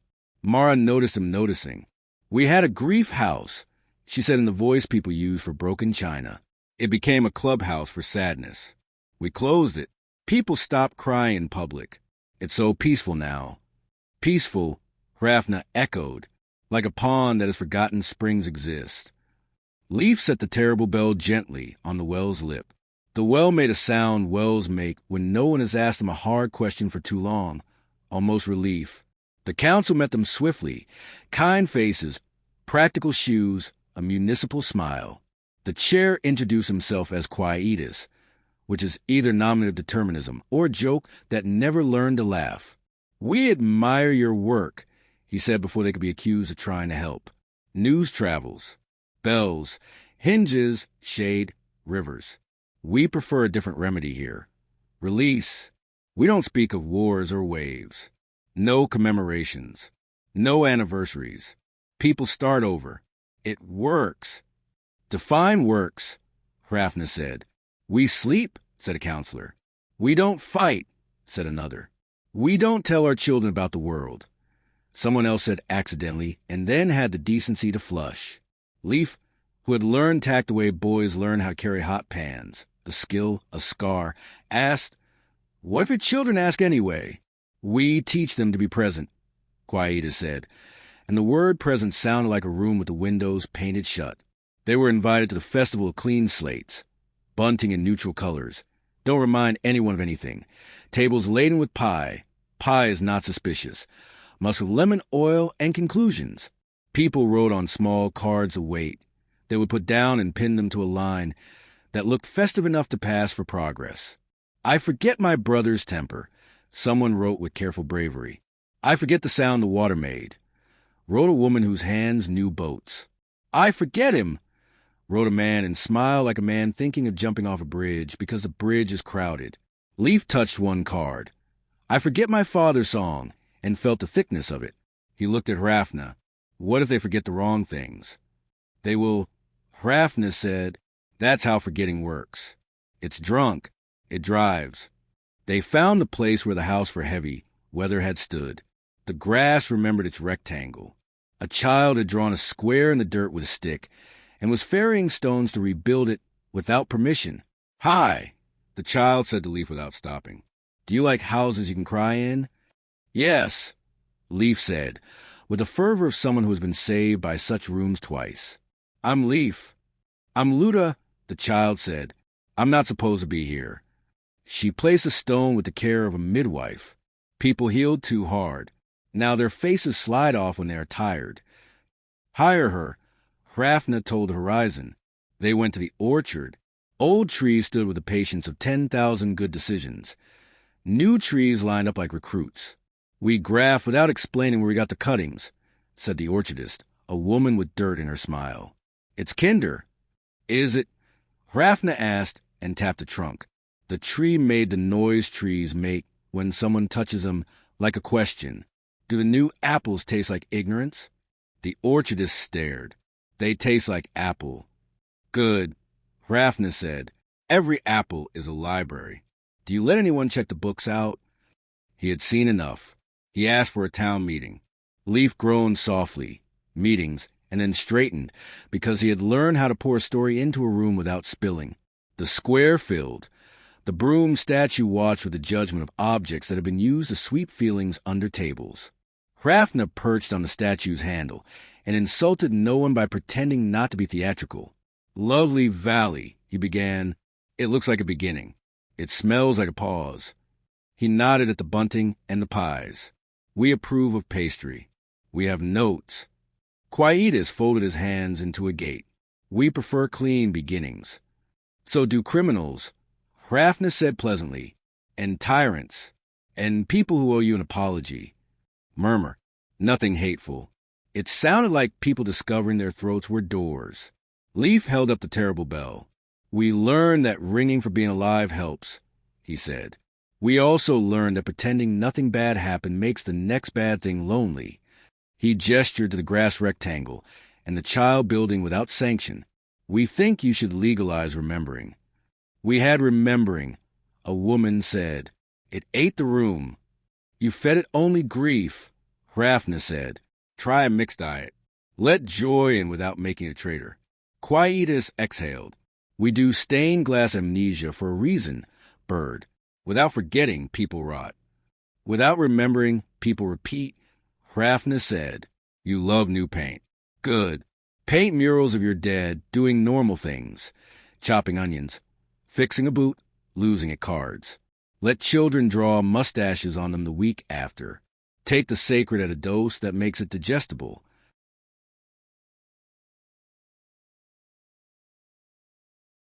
Luda raised her hand from behind her stack of stones. We can do both, she said. We can have a remember house and a forget festival. They can be neighbors, like goats in gardens. You just build a fence with a gate. The meeting did what meetings do when the most sensible person is under 4 feet tall. It looked carefully at anything else. A man with careful hair proposed a neutral wall where people could put names without admitting the names were names. A grandmother suggested pie first, arguments second. Someone wanted a referendum. Someone else wanted not to want anything. Hrafna cut through. Let's bake, he said. We're talking on empty lungs. They set up tables in the square. Inga would have been proud. These people had the arms for dough. Sister Bread would have insisted on raisins. No one asked her permission because she wasn't there, and somehow the raisins still happened. While they waited for the first loaf to crack, Hrafna made the only speech worth making in a place like this. Half joke, half recipe. Forgetfulness is a broom, he said. Useful, not a god. Memory is a pantry. If you lock it, everything spoils. If you leave it open to mice, same. Put labels on jars. This is the day the water lied, and then apologized. This is the song I am ready to hear again. This is a face that used to undo me. Now it only aches. That's progress. When the jar is empty, wash it. Keep it on the shelf for good luck. The shelf makes a nice sound when it holds air. It's an odd pantry, someone muttered. Air jars. Some shelves must hold readiness, Hrafna said. It keeps the house honest. The first bread opened with a sigh that taught the square a new key. People ate. People asked refills. People said the name of a person who had been treated like a smudge and didn't explode on contact with oxygen. A child, not Luda, said, My mother, and the square held, and the world did not end, and the terrible bell rang itself very quietly without touching. Call it hand-shaped thunder.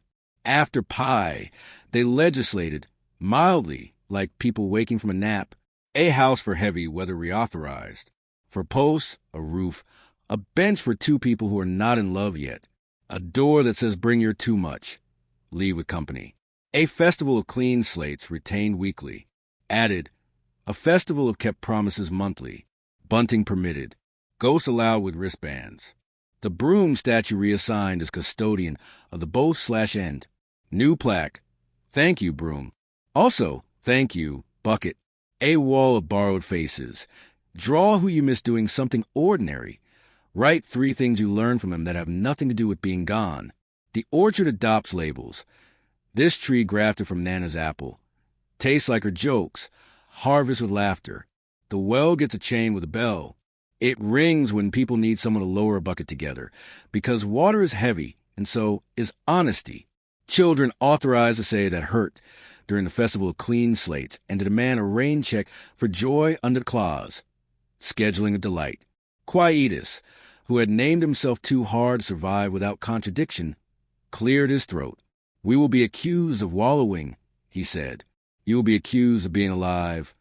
Hrafna said, It's worse. And because the valley loved to test the skies as coincidence, weather obliged. A storm came, not theatrical, industrious. The river swelled with opinions. The old fear reached for the paintbrush, call forget, right now, and start over again.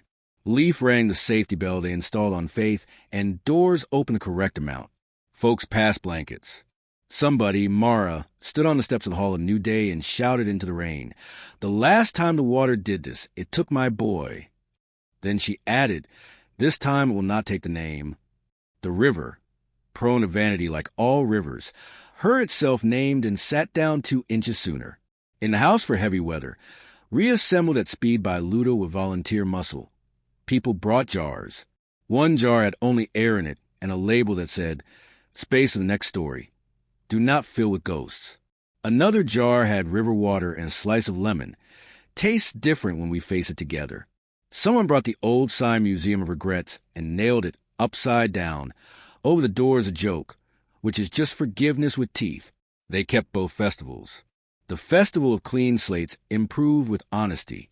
People wrote, "I release this lie," and "I release pretending to be fine," and "I release the habit of being clever instead of kind," and hung them up to be taken down by wind when ready. The new festival kept promises, was ridiculous and perfect. People brought chairs they had promised to mend and actually mended them on the square, while others clapped at what becoming trustworthy. A man said, "I said I would show up," and sat still for an hour. They gave him a ribbon. A woman said, "I promised to teach this lullaby," and taught it. They gave her pie. Quaida stood by the broom and the bucket and asked Rafna, not unkindly, "What do we do with the urge to forget everything all at once?" "It is seductive." "You hire it," Rafna said. "Give forgetfulness a schedule, an hour after lunch to sweep corners. And you give memory a clerk to say, 'Not today. Come back with bread.'" Leaf, who had been chalking the porch rules for the House of Heavy Weather, added a line under begin kindly. "Forget slowly. Remember gently. Eat first." Luda, bureaucrat of stones, stamped it with her heel. Night came, approved the new choreography, and went about her work, which is mercy with curtains. She kissed the wall where faces had been borrowed and returned, touched the well bell so it wouldn't be shy, checked the orchard labels, and made sure the joke about Nana would read as a blessing from the moon. She stooped over the square and wrote a note only roofs can read. "Let laughter leak in small quantities. The rain will forgive the competition." After the storm and the festivals and the first sleep of a valley that had legalized truth, Hrafna and Leaf climbed the hill above the orchard. Below them, lanterns flicker with the modesty of fire that knows it is only part of the story. The river, practice at courtesy now, narrated quietly to itself. In the house for heavy weather, a man and a woman sat shoulder to shoulder without deciding which of them would speak first. Luda slept in a corner with a stone in her pocket, like a badge. Leaf turned to Rafna. "Is this the end?" Rafna considered the valley, the road, the bruised sky healing correctly, the boy had found under a table, the bells, the rivers with holidays, the hinge statute, the monastery that learned to listen, the city that cracked its doors, the places where kindness had been written large and small, and sometimes on the underside of porch boards like a promise you mean enough not to boast about. "It is an ending that behaves," he said. "And because it behaves, it lets beginnings through." Leaf held the terrible bell, the one that rings for whoever is awake and needs to be seen. He did not ring it. He set it beside him like a friend and watched the valley exhale. "You refuse to mourn," he said, not accusing. "I refuse to audition for tragedy," Rafna said. "Mourning is holy. We just kept it from hiring itself as king." "Will you leave?" Leaf asked, because he is old enough now to know that leaving is a kind of loyalty. "Yes," Rafna said, "and no. I will take attendance wherever breath creates a quorum. I will show up when bells are rung correctly. I will steal from the end and smuggle into mourning. I will make fun of anyone who deserves it and everyone when it helps. Find me in soup."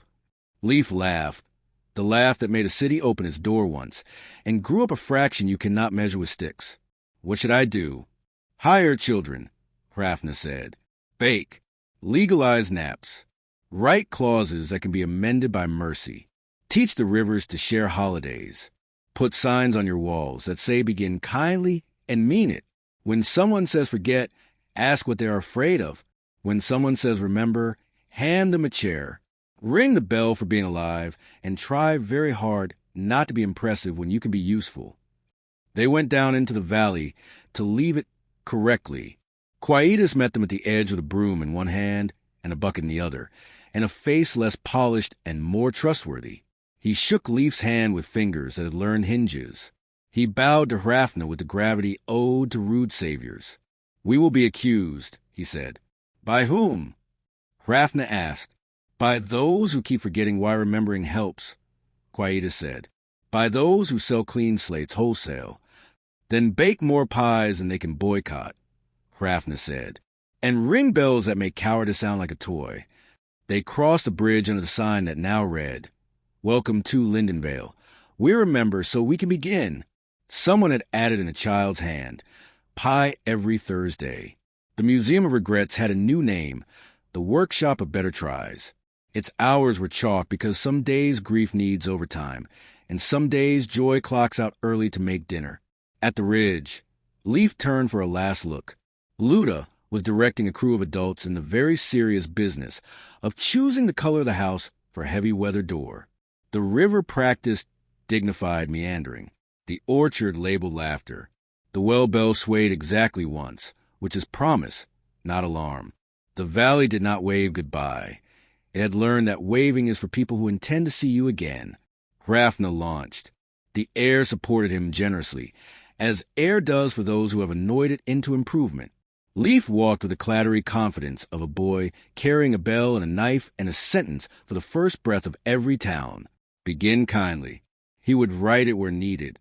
He would erase it where pride tried to patent it. He would teach other children to ring correctly and other elders to sit quietly next to a jar labeled space and not panic. If you ask what became of Hrafna after the last page, you already know. He is in every meeting where someone says the word joy without clearing their throat first. He is on every pier where a bench gets carved with a crescent and a ledger line that turns into a laugh. He is the black streak over fields when a bell rings not to warn, but to invite. He takes attendance even now. In your kitchen, checking for hands and soup and whether you put a chair by the door with someone's name on it. And if you ask what became of Leif, you already know that too. He grows into a man who keeps a clock with 2 hands and a window labeled today. He hires complaint. He courts the wind. He argues with winter and naps on the floor of the house for heavy, weather just to prove you can. He bakes, he remembers, he forgives slowly, he forgets gently, and he rings the bell for being alive whenever he hears someone pretending they don't want to be. People bring him hinges to oil, and he teaches them how to aim generosity. Children steal his chalk. He steals their jokes. It works. The story does not end. It acquires chores. You're in the roster now. The bell is reachable. The door is a hinge with ambitions. The river will bring back what it can if you stand where it can find you. The kitchen is open. Begin kindly.